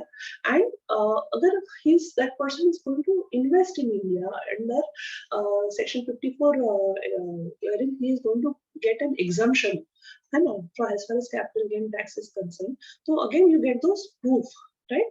Those proofs you get along with you कि बाबा ये यहाँ इन्वेस्टमेंट हो रहा है, होने वाला है।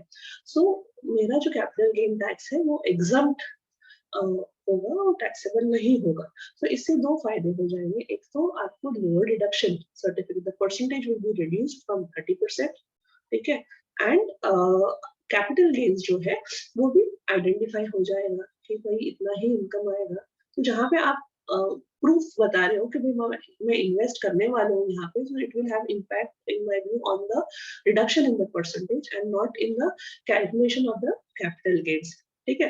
कैपिटल गेन्स का कैलकुलेशन अलग से होगा जहाँ पे आपके पास ये जो दो सर्टिफिकेशन रहेंगे, और ये जो सर्टिफिकेशन है वो आपके बायर को अगर आप देते हो तो दो चीजें हो जाएंगी, एक तो वो टीडीएस कम डिडक्ट करेगा एंड उसके पास वो वैल्यू होगी कि जिसपे उसको टीडीएस डिडक्ट करना है। The income will be the capital gains and not the entire sale consideration, and this will help in the monetary benefits, यानी आपके फंड फ्लोज जो होंगे, जो आपके क्लाइंट जो एनआरआई है उनके हाथ में होंगे तो वो अच्छे खासे होंगे and it will not be to the tune of 30%. This is something we had done and it had worked out well. So the planning is needed in advance if you are going to have such clients or such transactions, ठीक है। ठीक है।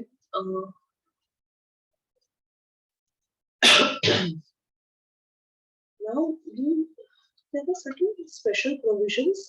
If you see chapter 12A of the Income Tax Act, it specifically relates to the income derived by non-residents, है ना। यहाँ पे mostly अगर आप देखोगे ना तो investment incomes of foreign assets or assets held in foreign currency ये सारी cover होती है, ठीक है, most of the time, ठीक है। So in broad and words, I've just touched upon these provisions, ठीक है। So let us go into just sail through those provisions. So section 115G, ये सेक्शन के हिसाब से कहता है कि भाई अगर एनआरआई का सिर्फ इन्वेस्टमेंट इनकम है और income by way of long term capital gains ही है तो उसको रिटर्न फाइल करने की जरूरत नहीं है। क्यों?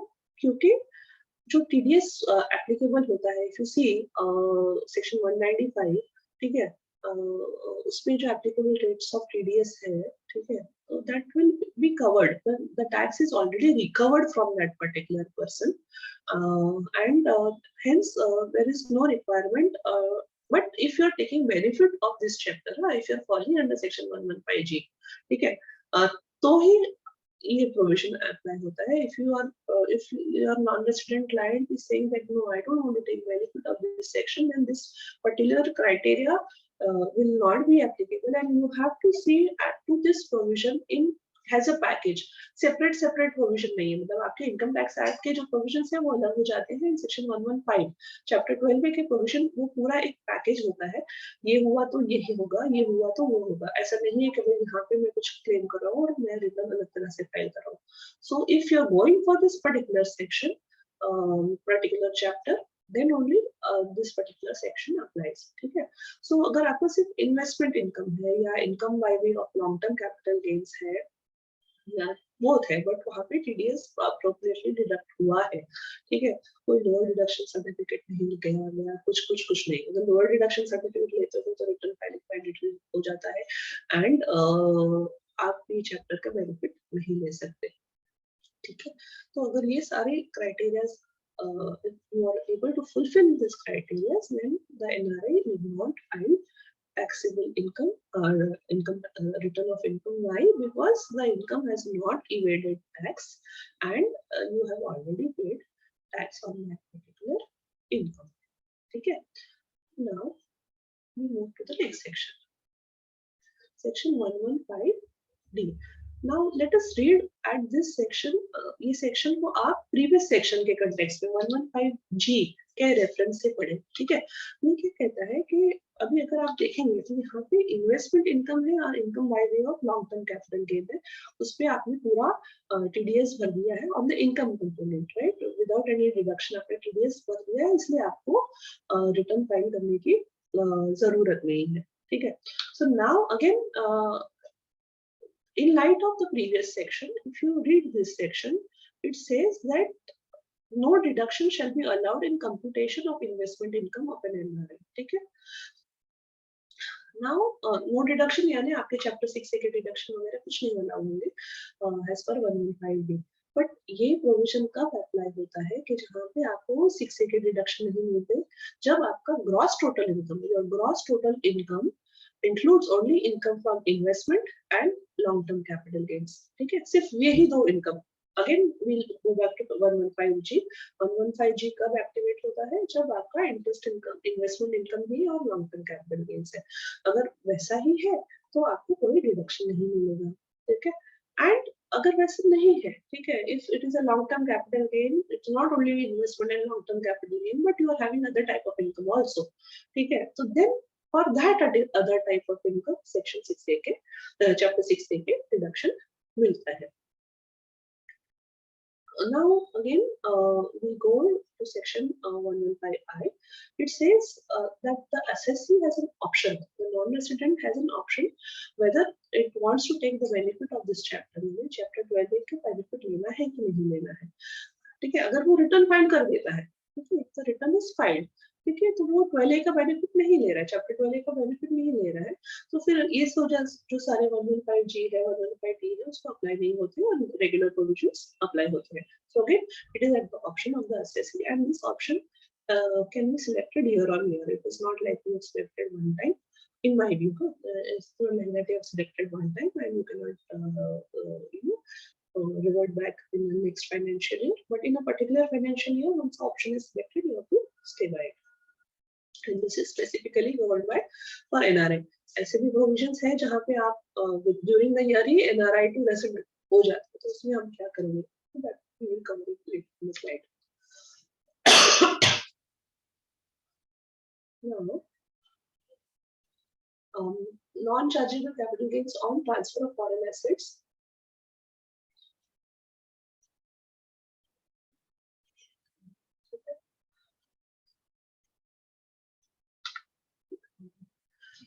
So again, in light of this provisions only, in the light of this chapter 12A only, if there is a capital gain that is arising on transfer of such long-term foreign exchange assets, the assets which are purchased in foreign currency and all that, then capital gains will not apply. The tax will not be charged under capital gains if and only if you have invested, you as a non-resident have invested within 6 months from the date of transfer. So this is very important criteria. यहाँ पे ये नहीं है कि भाई return filing before the return filing आपको investment करने की, तो return filing तो यहाँ पे है ही नहीं. ऐसे देखा जाए तो logically देखें तो यहाँ पे return filing है ही नहीं. So within 6 months from the date of transfer, you should have invested in the specified asset and it will be the whole of the consideration. ठीक है? पूरा जो कंसिडरेशन है आपका वो आपने इन्वेस्ट कर दिया है in such specified investments, then आपका कैपिटल गेन एग्जम्प्ट होगा. बट आपने अगर पार्शियली इन्वेस्ट किया है, ठीक है, then again that proportionate criteria will apply, which will be partly taxable, partly not taxable. ठीक है? And again the TDS, the relevant TDS has been deducted. So this are the criterias wherein such capital gains is exempt. Abhi, same, if you see at this provision, the next bullet, if you see it in the line of the current provisions of capital gain tax, जहाँ पे ये कहता है कि भाई आपने जो property by करी है, जिसका आपने टैक्स एग्जम्पशन सेल करी है, जिसका आपने टैक्स एग्जम्पशन लिया है because of the investments that you have done in section 54, you should not sell that property and if you should hold the property for a specified number of years. Same provisions are applied over here, wherein this new asset, this new asset, you should not sell within 3 years from the date of acquisition. If at all it has been sold, then the capital gains which was exempt earlier will become taxable. Okay. Now, जैसे the next bullet, if you look at the next bullet, it says that जैसे हमने अभी discuss किया कि during the year मैं non resident से resident हो जाता हूँ, एंड ये जो प्रोविजंस है चैप्टर 12 के मुझे एप्लीकेबल है only if I am a non resident. So in that context, what will happen to the income that I'm earning from investment income that I'm earning from such foreign assets? So in such cases, अभी आप non resident तो नहीं हो, तो आपको return आप 115G का benefit तो नहीं ले सकते, तो रिटर्न तो फाइल करना होगा, because during the year you have become a resident. ठीक है, तो उसके साथ आपको एक डिक्लेरेशन देना पड़ता है in writing to the assessing officer, wherein you say that income from such investment of foreign exchange asset to be assessed as per this chapter, that is chapter 12A, till the time those assets are converted into monetary nominal. So either I am selling it or I am converting it if they have reached their due date and they are maturing or something like that. Okay, if till the time they are converted into monetary amount. Again, the weightage has to be seen from the tax planning point of view. Regular provisions से ज़्यादा फायदा है कि इससे ज़्यादा फायदा है, so that planning has to be done before you take benefit of this section or forego the benefits under this section. To the next slide. Now, tax on income. Non resident मतलब capital gains और investment income पे अगर tax है, ठीक है, तो इसी के ये जो क्राइटेरिया है, इनकम फ्रॉम इन्वेस्टमेंट और long term capital gains on an asset other than, so ये अगेन फॉरेन एसेट है, फॉरेन एक्सचेंज एसेट है, and it is not the shares of the Indian company debentures. अगर ये सारे criteria आप match करते हो, तो income by way of long term capital gains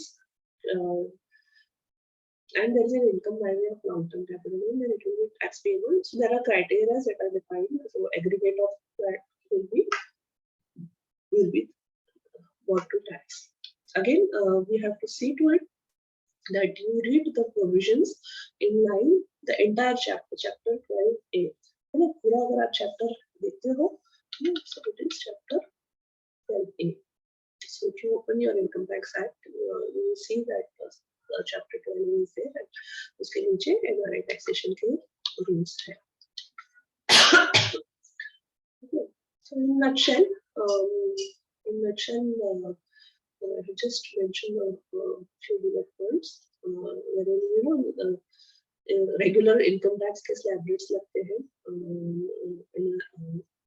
non-resident individuals को भी.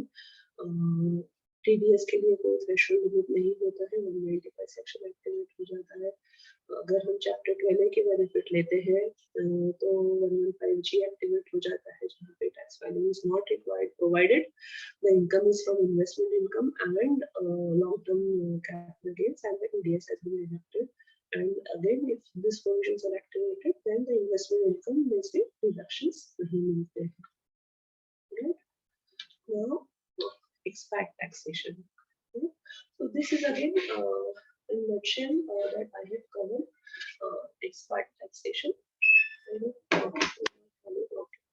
It's 6:32. I'll just wind up my presentation. So we have some time for question and answers. expat taxation है ना, expat taxation कब होता है, expatriate taxation कब होता है, जब a person is employed, is coming into India on secondment, है ना, तभी ये सारे expat taxation हो जाते हैं. So the resident status of an expatriate employee is determined by the provisions of the Income Tax Act and DTA read together, whichever is better. अभी Income Tax Act के जो provisions है हमने Section 6 पहले देखा, but अगर आप DTA खोल के देखेंगे, Double Taxation Avoidance Agreement खोल के देखेंगे, तो वहाँ पे भी define किए हैं जो residential criteria है कि कभी-कभी क्या होता है कि उस tax resident दोनों state में हो जाता है, दोनों countries में हो जाता है. In that case, there are tiebreaker rules that are defined in the tiebreaker test. एक के बाद एक आपको देखनी पड़ती है कि किस टेस्ट में वो फॉल होता है और कहाँ पे उसका रेसिडेंशियल है. So just a few factors that I have just mentioned over here कि आपका permanent home है. The country in which that person has a permanent home, यानी आपका खुद का घर कहाँ पे है.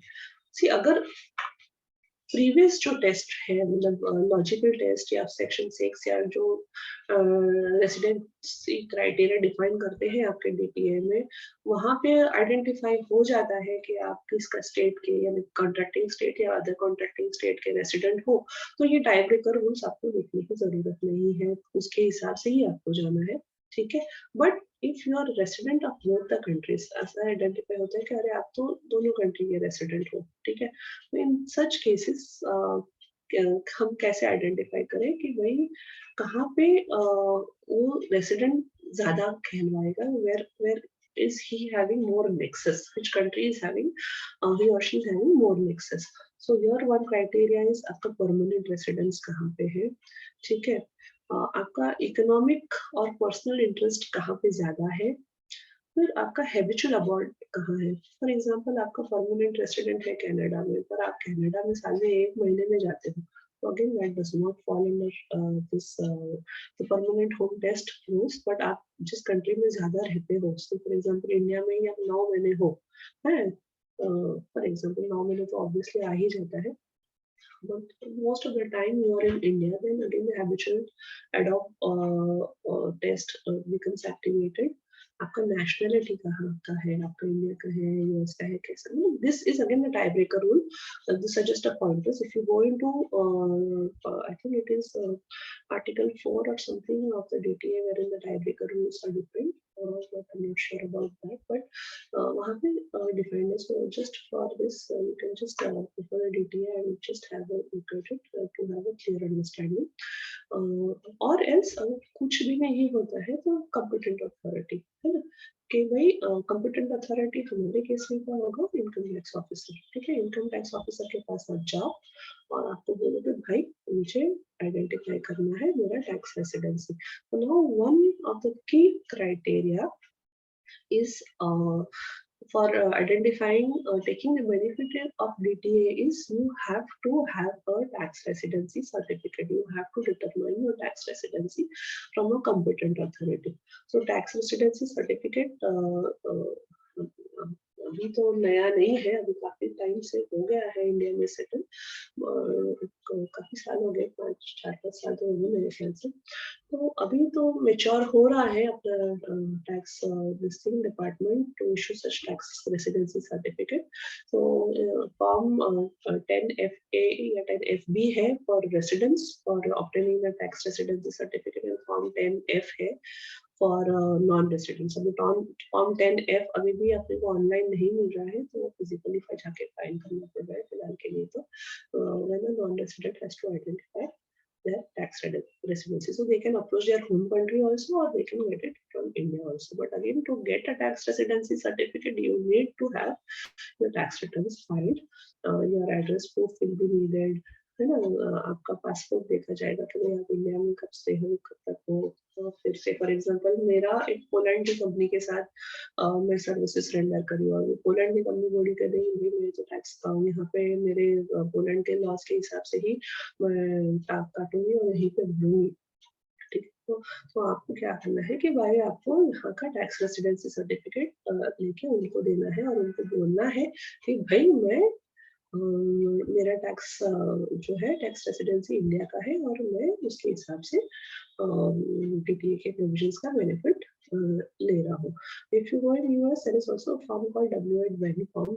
W8 form से for example आपका capital gain tax का income है, capital gain का income है, ठीक है, तो वो तो वहाँ पे 30% में tax deduct हो जाएगा.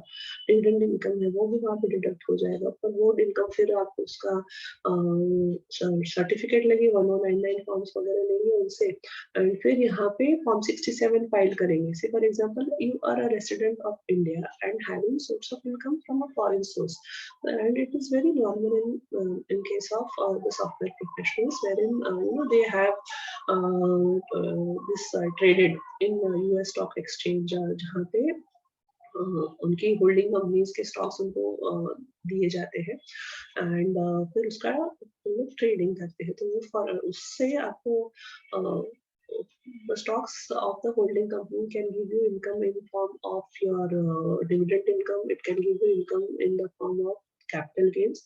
You will also end up paying tax when the stocks are vested, when they are given to you in form of perquisites.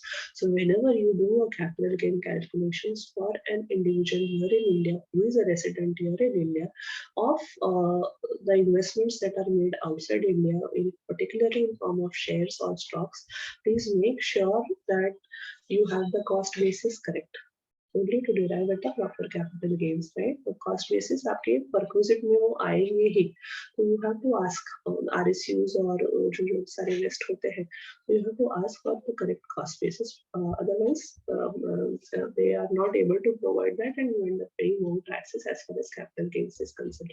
या तो वो बोलेंगे कि भाई मेरा तो 30% अभी tax deduct हो गया था जब मेरे को shares waste हुए, तो अभी मैं tax क्यों भरूं? Right, so this is a separate topic, but just since it has come to my mind, I'm just putting it forth. So in that case, you have to tell them कि भाई आपको जब ये waste हुआ था, तभी वो जो हुआ था वो परक्विजिट के हिसाब से 30% डिडक्ट हुआ था. वो शेयर्स जो उन्होंने बेचे थे, वो आपका परक्विजिट टैक्स रिकवर करने के लिए बेचे थे. बट आप जब ये शेयर्स एक्चुअली बेचते हो, जो आपको वेस्ट हुए हैं, ठीक है, तो वो शेयर्स आप उस पे कैपिटल गेन टैक्स लगेगा ही. So it has to be reported, though it has you can claim reductions of foreign exchange gain loss, फिर brokerage, remittance money जो आते हैं उसके charges, all these reductions obviously you can claim, but again capital gain tax applies and it has to be reported under unlisted shares while filing the tax returns. है ना, अगर आप general information देखोगे आपके ITR का, तो वहाँ पे अनलिस्टेड शेयर्स रहते हैं, तो वहाँ पे ये सारे शेयर्स जो which are not listed in Indian stock exchange have to be mentioned. है ना, so be very clear. अभी उन्होंने लिंक नहीं किया है. I'm not seeing notices wherein if there is a disparity between the opening balance or ad sale and the closing balance of the previous year and the current year, but it's not far away when we see such questioning coming from the department wherein the closing balance of the previous year is not matching with the opening balance or something like that. Please make sure that you report that correctly. So coming back to this, a tax residency certificate has to be obtained to claim the benefit of the DTA.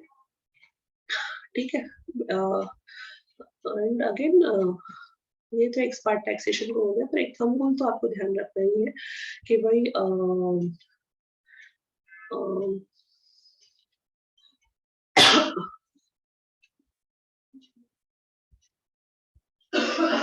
am I not audible? Am I audible now? I'm sorry. एक thumb rule आपको ये देखना है कि salary income from salary is earned only by way of rendering services here in India. So if the person is for rendering services, if the person is physically present in India, then we don't have to look into anything. And if the number of days test is fulfilled, then the person is resident of India. Just a thumb rule at the back of the mind, we have to see to it.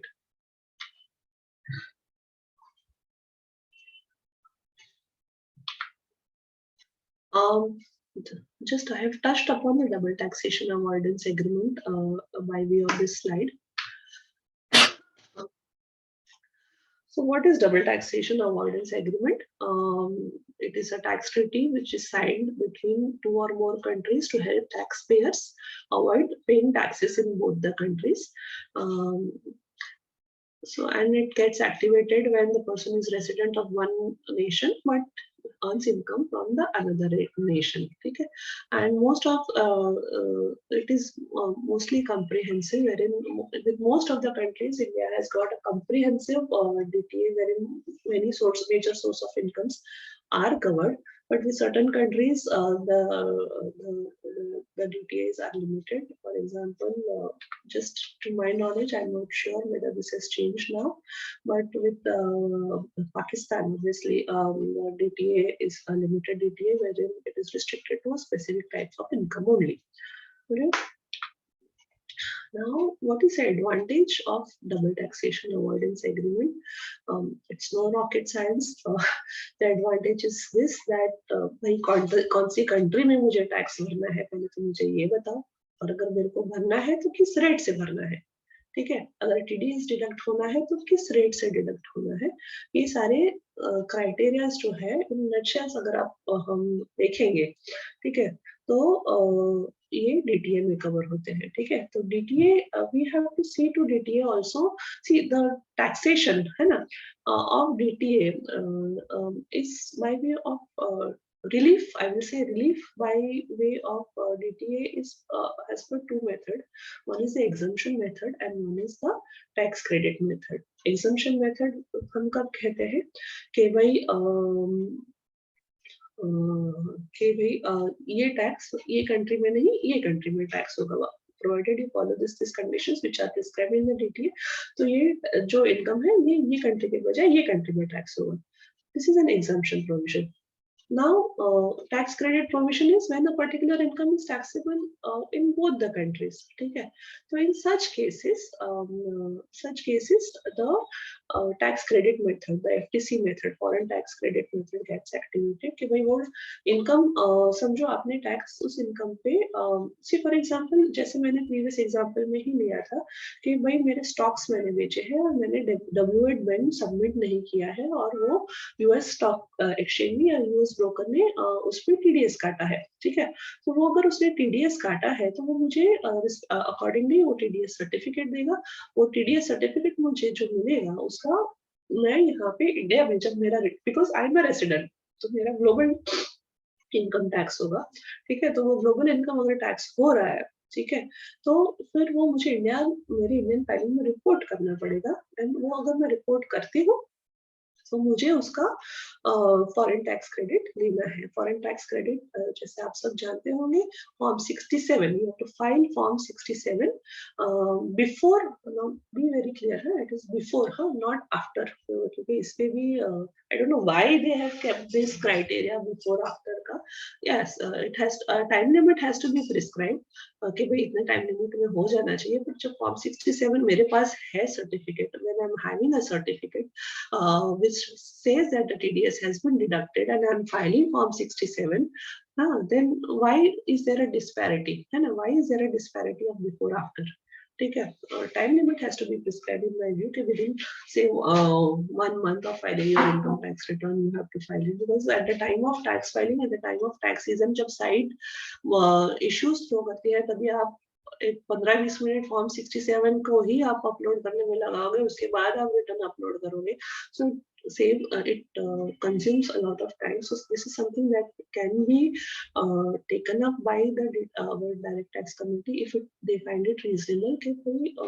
There has to be some parity, logical parity or logical conclusion to such provisions. ठीक है, so again you have to find it form 67. Form 67 के साथ आपको जो TDS certificate आपको मिलता है वो फॉरेन कंट्री से, वो भी आपको अपलोड करना रहता है. And again that reference section 90, section 91 का किसके हिसाब से वो टैक्सेबल है, क्या नहीं, वो आपके आईटीआर में foreign tax asset, foreign tax income की रिपोर्टिंग में आपको वो स्पेसिफाई करना पड़ता है. It should match the TDS amount in INR of the income amount in INR as per that schedule of your income tax return, and your form 67 should match. There should not be disparity to avoid any further questioning from the department. Again, why we have a DTA? To make investment destination attractive. So every country would like to have a DTA. So India has, with majority of a country, India has a DTA, and with 8 countries, they have a limited agreements जहाँ पे सारे चीजें cover नहीं होते हैं. Actually, I wanted to put a slide on the countries with which India has entered into DTS, but I could not because the formatting, it was n number of many countries were there, and the formatting was not fitting on this particular one slide, so I could not enter it. But if you do a Google search of you, or if you go to the income tax department website, incometax.gov.in, अभी तो नहीं हो गई है, तो वहां पे आप जाओगे तो वहां पे the double taxation avoidance agreements are there in place. They are uploaded on the site. You just have to mention the country with which you are looking for the DTA agreements, and you can download it. So the DTAs are readily accessible to all of us if we go through the income tax website.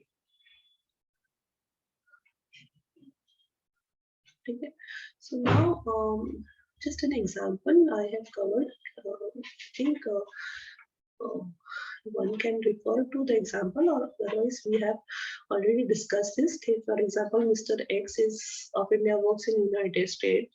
तो कहाँ पे उसका remuneration taxable होगा, India में होगा कि US में होगा. So again, that is the residential test as well as the DTA provisions. Like I said earlier, the exemption provisions are there. The tax credit method is also there. Whichever is applicable, beneficial. I will not say beneficial because to specify होता है कि भाई ये country या ये country में tax होगा. So it is an exemption method or there is a tax credit method. ठीक है. So India has signed. Actually, I had tried to cover up certain UPA this thing. India और Singapore और India और US ही लिया है मैंने, सारा detail में नहीं गई हूँ. बट से फॉर एग्जांपल आपका सोशल सिक्योरिटी टेस्ट है, आप किसी भी टैक्स है, if you get a W2 is pay slip, is a form 16 kind of thing as far as US is concerned. So if you get a W2 of any person who is having a salary income from US, the W2 will show you show a deduction on account of federal tax and social security tax. The DTA comes into picture when it comes to federal tax, but not on account of social security taxes, not on, when it comes to state taxes. In US, if you see, the person has to file tax return for federal as well as state. यानी मैं महाराष्ट्र में हूँ तो मेरे को महाराष्ट्र का भी income tax return भरना है. इनकम टैक्स ना, not the GST kind of thing, वो तो है ही, पर इनकम टैक्स रिटर्न महाराष्ट्र का भी भरना है और मेरे को इनकम टैक्स रिटर्न सेंट्रल का भी भरना है, मतलब फेडरल भरना है, मतलब मोदी जी को भी देना है और एक नाथ शिंदे जी को भी देना है, मतलब it is something like that, right? So both tax returns are to be filed when it comes to US. So the DTA provisions are not applicable when it comes to social security tax, state taxes, dividend distributions, that has been done for accumulated earnings, or the personal holding company tax. अभी US में provision रहता है LLCs and LLPs का, wherein there could be a single member LLC जहाँ पे पूरा business income single member LLC में जाता है, और it could be multiple member LLP, और वहां से सैलरी इनकम बोलो, उसका अर्निंग्स का डिस्ट्रीब्यूशन बोलो, वो सारा जाता है उनके पर्सनल टैक्स रिटर्न में. तो such type of arrangements are not cover under DTA. So DTA specifically will tell you, if you see the provisions of the DTA, it will specifically tell you under which article what is the type of income that is covered. Okay. Now India, Singapore, see अभी salary वगैरह तो सब अभी logically तो बैठ रहे हैं, पर अभी for example, I have become a resident of I am from Singapore and I have become a resident of India. ठीक है, in the current financial year, but I am having income from a residential property or from a commercial property, from a property that is based in Singapore. The rental income from that property, will it be taxed in India or will it be taxed in Singapore? So the DTA agreement specifically says that income from the property which is which is situated in Singapore, right? Rental income from the property which is situated in Singapore will be taxed in Singapore only, and it will not be taxed in India, and vice versa. Okay, if it is if I am a resident of Singapore and I'm having a rental income here in India, then it will be taxed here in India only. It will not be taxed over there in Singapore. So DTA agreement is very specific to that. But और एक चीज आपको ध्यान रखनी है कि आप अगर नॉन रेसिडेंट रेसिडेंट्स के अगर रिटर्न्स फाइल कर रहे हो इंडिया में जहाँ पे ऐसी प्रकार की इनकम है जो उसी स्टेट में टैक्सेबल है उसी कंट्री में टैक्सेबल है बट इंडिया में टैक्सेबल नहीं है तो वो हो जाती है exempt in India because of this treaty provision. Then please make sure that you report it under the exempt income criteria. And you don't miss reporting it under the exempt income criteria. जैसे हम PPF का interest वगैरह सब exempt income में report करते हैं वैसे ही DTA provisions के हिसाब से जो भी आपकी इनकम आ रही है और वो exempt है इंडिया में, it is not taxable in India, वो आप make sure that you are reporting it in the exempt income. Why? Because आपके अगर बैंक अकाउंट में वो इनकम आ रही है तो आपका बैंक अकाउंट शूट अप हो रहा है विज़ आपका टैक्स कंप्यूटेशन जो है या आपका इनकम टैक्स रिटर्न इतना इनकम सामने नहीं दिखा रहा है तो आप बता सकते हो at the time of questioning if it happens before the assessing officer भाई I have shown it under exempt income, these are the DTA provisions. Okay, so please make sure that even if it is an exempt income, even if it is not taxable in India, when it comes to resident individuals, you report it in the exempt income criteria. So this is what covers all in all my presentation. So any question answers? I'm sorry, I think 7 o'clock is happening. So we have got some time for question answers. And in the chat box, hello Pooja. yes, hi. In the chat box, there are a few questions. If you can take one by one, then it will be great. Sure, I'll try.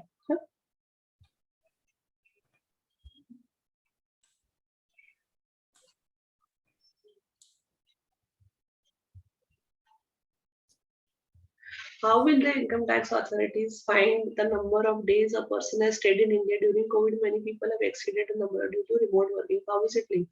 Passport is if they are able to link it with the passport. जैसे मैंने कहा कि chip identification अगर उनको चाहिए तो they can call for the passports and check the date of entry and exit and identify the number of days stay in India.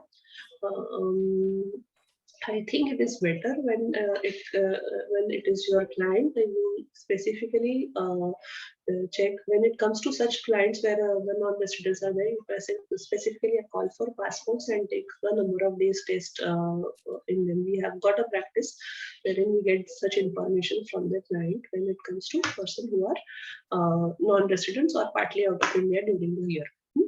What if the next question?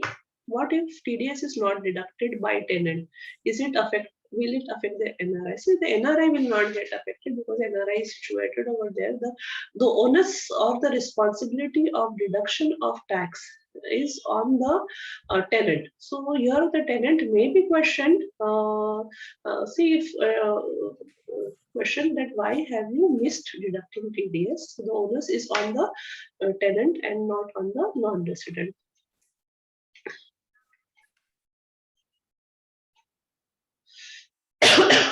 Whether the tax can be paid to the NRI.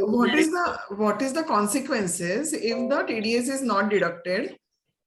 The provisions of non-deduction of TDS जो है अपने 201 के interest के है, non-filing of TDS return भी आ जाएगा, wherein the 200 rupees per day penalty etc. will be levied. है ना, ये सारे provisions activate होता है. Whatever are the provisions, right, that are applicable to filing of the TDS returns will get activated in this particular case also, in my view. ठीक है? Can we move to the next question? rent can be paid to NRI owner directly to his NRE account by complying with the Form 15 CA-CB. See, sir, if you are having foreign currency, है ना, with you, see, right?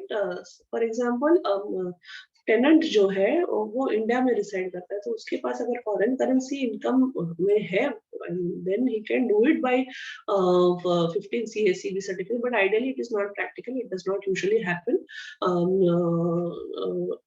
But yes, या तो आप INR में दे दो उनको, it gets converted into the NRE account and it can happen, right?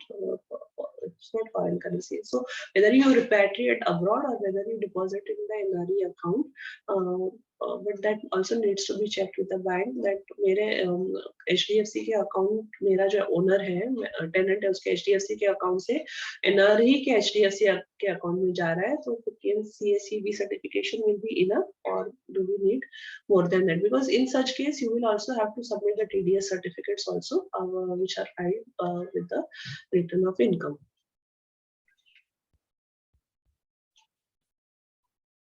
Debt-oriented mutual funds are taxable in India because the property, the origin of property is in India. So and it are in the Indian market. So yes, it is going to be taxable in India, even if it is earned by even if the NRI has invested.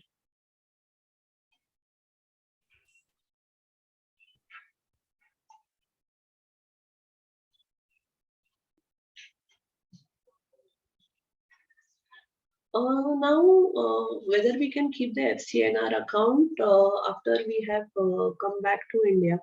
See, now if you see the rules regarding the NRO account, NRE account and FCNR account, this account, see your regular saving account, you can once you are a resident of India, you cannot have a regular saving account converted into NRO, NRE account. You have to inform the bank that the number that you are a non-resident, and then your saving account gets converted into the NRO account. And FCNR and NRE account you have to specifically open by giving the proof of residence, that only if you are a non-resident. But once you are back into India, and immediately in that year you do not fulfill the residential test, because you have to intimate to the bank. There is a provision which says that once your residential status has changed from non-resident to resident, you have to intimate to the bank, and in such cases the bank will look into the FEMA guidelines. So the FEMA guidelines and the income tax provisions are in parity to a certain extent, but then the bank will look into those guidelines, and you have to intimate to the bank that your residential status have been changed from non-resident to resident. And by the way, FCNR account, you can continue till the maturity of the day or maturity once you become the resident of India. Yes, that's right, because it is a kind of a deposit account. Next question. If a person is working in India for 2 months, April and May, and then shifted to Germany for employment permanently, is it offered as NRI income while filing return of income? So again, if that number of days test is met, take care, and the person is not a resident of India, then the income earned from Germany will not be taxed in India. It will be taxed in Germany. But the April May का जो income earn किया है India में, because it is deemed to accrue or arise in India, it will be taxable in India. Yes, we will share the PPT. Pooja, please share it with the WIRC, so we will meet the participants. Sure. Okay. Yeah. I didn't understand the next question. What if already done with while OR? No, it is okay. Next question, Niyati Soni. Can NRI withdraw PF? And how? And what is the taxability? After how many years he can withdraw PF after becoming NRI? See, PF provisions, no, the PF कभी आप का investment होता है जब आप India में employment करते हो और आपने उसका डिडक्शन लिया है.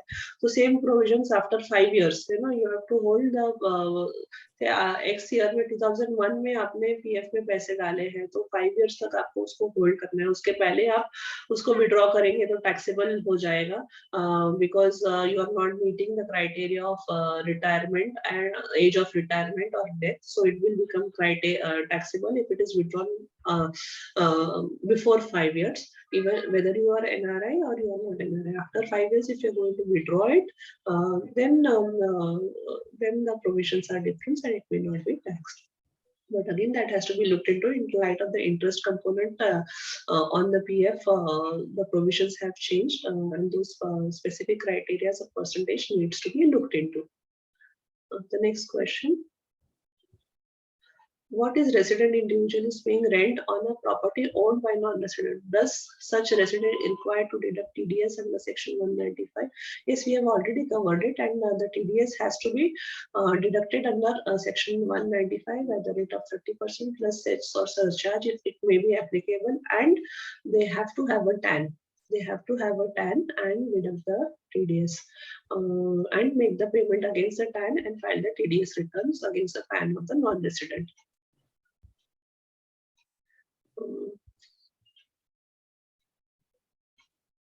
What is the TDS to be deducted if rent is payable to NRI? Again, same 195 will get activated whether you are a non-resident or a resident of any other country. Why? Because the property is situated in India, and so that the provisions of section 195 gets activated. So DTA does not apply over here in my view. TDS on sale of immobile property for long-term capital gain is 20% plus. So it depends. See, if you see that section, no, 112A, long-term property, jo hai na, it does not get covered under section 20.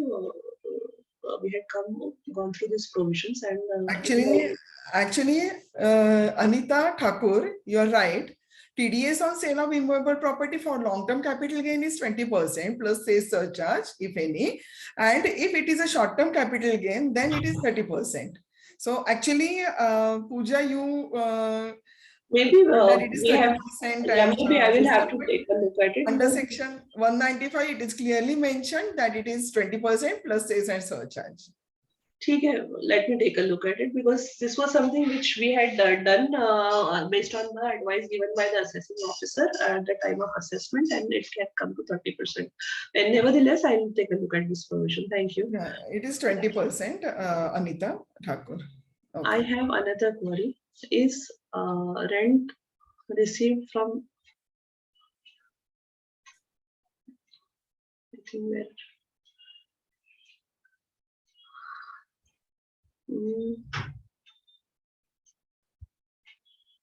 is rent received from redeveloper on a property owned in India by non-resident during the redevelopment period subject to tax or exempt? If exempt, please advise.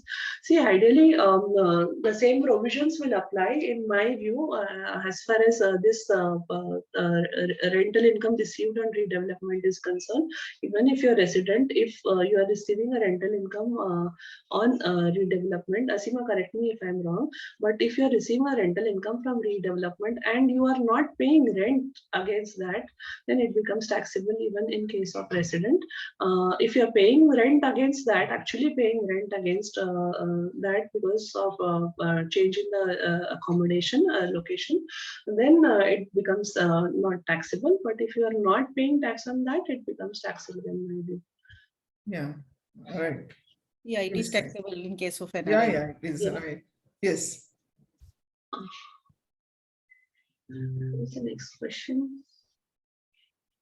I think I missed the train 1 minute. This is now 6:19 p.m. by here. Can you that Ashwini, right? Ashwini, right? Yeah. How can an NR claim tax refund if she does not have a bank account in India and earned a taxable income where excess tax is withheld. Now, if they have earned a taxable income, in my view, it should be deposited in the bank account in India. But again, you can give a foreign bank account also. See, for example, when you do a registration on the income tax portal, the bank account details have to be given. So those bank account details can be India or US or whichever country it is, and they are then linked. Now there is a validation process that is also happening. Actually, this is something that I would like to place here on the forum is, say for example, if I'm a non-resident Indian and I'm having a foreign cell number, all right, I'm having a foreign cell number and my bank account is linked to my foreign cell number, right? Now, when I'm opening a on the profile section, if I'm having the mobile number mentioned of the foreign country, then the OTPs are not going to the foreign cell number and that foreign cell account is not getting validated. We have already raised a grievance before the income tax department for this. And now the reverse thing over here is that the bank accounts are not getting validated because the bank account is having the foreign cell number. So this is something that the department has to look into. It is better to give Indian number of some relative or whatever. Yes, but if the Indian number is not linked with the bank account, the refunds are not getting credited. Yeah, right. Right? There is some. Yes, so we have raised. Now there is a facility of EVC actually. If by net banking you can get the EVC and you can validate actually. Yes, but either email ID or mobile number should be validated. So on EVC can come on the this email ID of the. Yeah, but if you see, there is an asterisk in front of the mobile number. So email ID पे तो OTP जा रहा है, पर mobile पे नहीं जा रहा है, and वो account ही नहीं open हो रहा है. We have just recently faced this for 2 friends, and we are in terms with discussion with the department. Also, if the next question. Also, if rent is deposited in his NRO local account, what will be the TDS? Same, the TDS will be the same as for section 195. During the year, if a resident becomes non-resident, then is it required to intimate to the officer, not to the assessing officer, to the banks in the assessing officer, or you will anyways inform at the time of filing the tax return. You will mention that your residential status at the time of filing the tax return. Next is Kavya. With respect to current mandate on other update on income tax files and how to deal with experts who are working in it. See, for non-residents, there is an exemption, there is a criteria which says that you are not supposed to link your Aadhaar with your PAN. Why? Because Aadhaar is not given to, in my view, to non-residents, right? My client is a UK citizen but staying in India, so he is a resident. In such case, he can claim deductions of invest in PPF. That really needs to be seen because of the citizenship criteria. That really needs to be seen with the bank. You have to go to the bank and check with them whether they can open the PPF account here in India. Because I'm not sure about that. In work from home India, if a person is employed abroad, will it be taxable? Too much. I mean, it's a very thin line to define because the contract is with the foreign employer, but the services are rendered from India. So, in my view, it has to be taxable in India. But again, whether the employee is on the payroll of the Indian company or on the foreign company, and all that needs to be seen. The terms and conditions of the contracts needs to be seen to correctly advise on this. I think on residential basis, he is taxable in India, and he can claim, he has to file his return in India and pay taxes, and he can claim the foreign tax credit in India actually with double tax avoidance agreement. Yes. That's correct. I think logical conclusion, I will say. If company paid interest in INR to director who is permanently outside in INR to director who is permanently outside India, required or not, by JV entry only interest is being booked in the company on unsecured loan to directors. So TDS provisions तो activate हो जाते हैं. 15 CACB certification is required at the time of repatriation, not at the time of booking of the JV.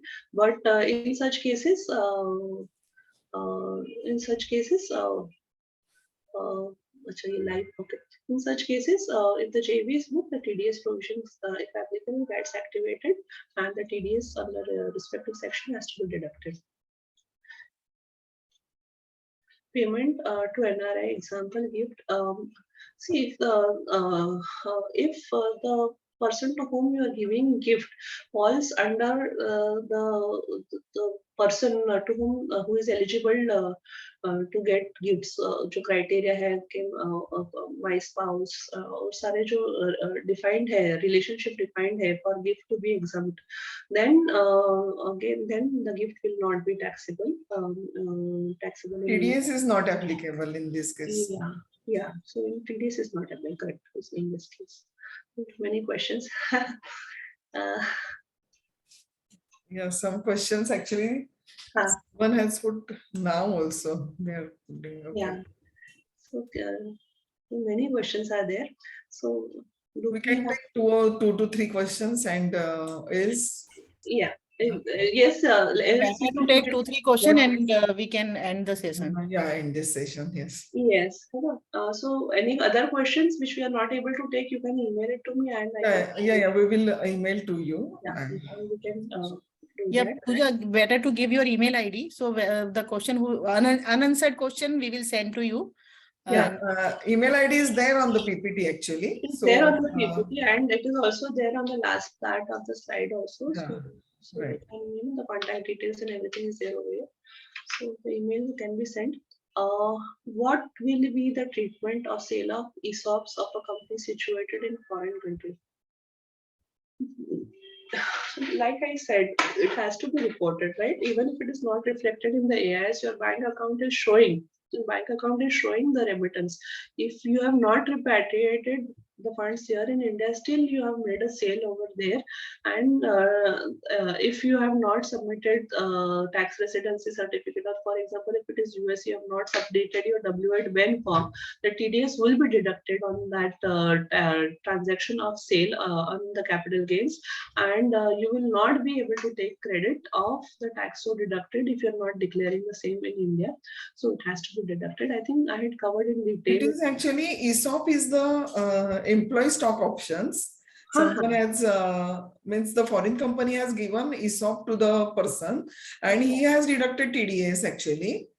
And that I think the question is Indian means that person is working in the Indian company and it has a foreign parent company and that ESOP has been allotted to that. That is, I got the question. Then I got the question कि holding company ने दिया है ESOP अपने resident individual employee को, ठीक है?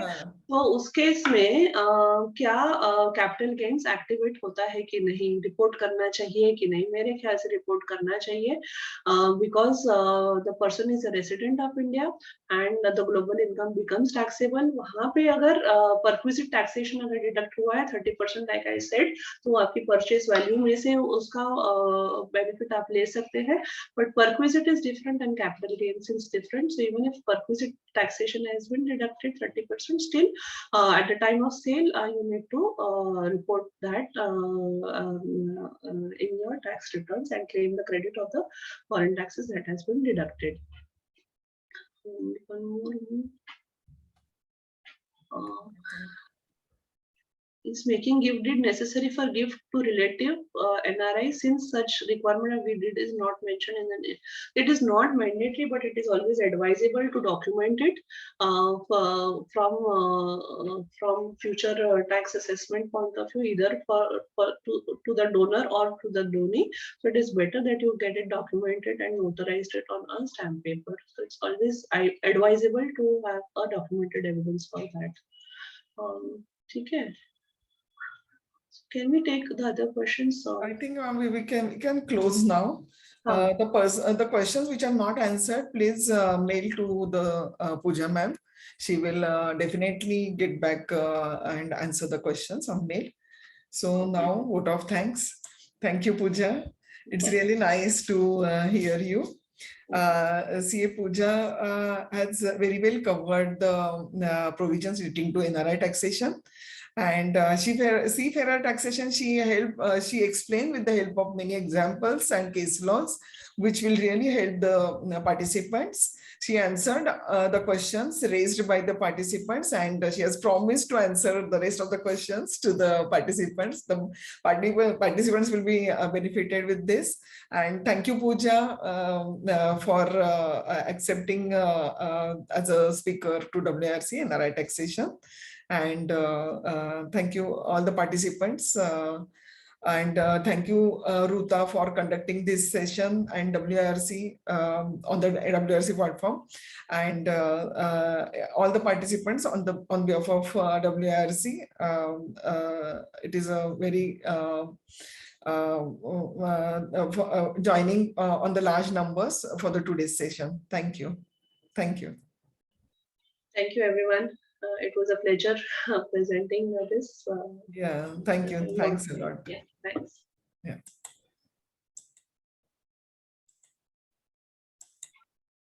Can we leave the meeting? Yeah, we can leave. Yes. Thanks. Thank you. Yeah, good.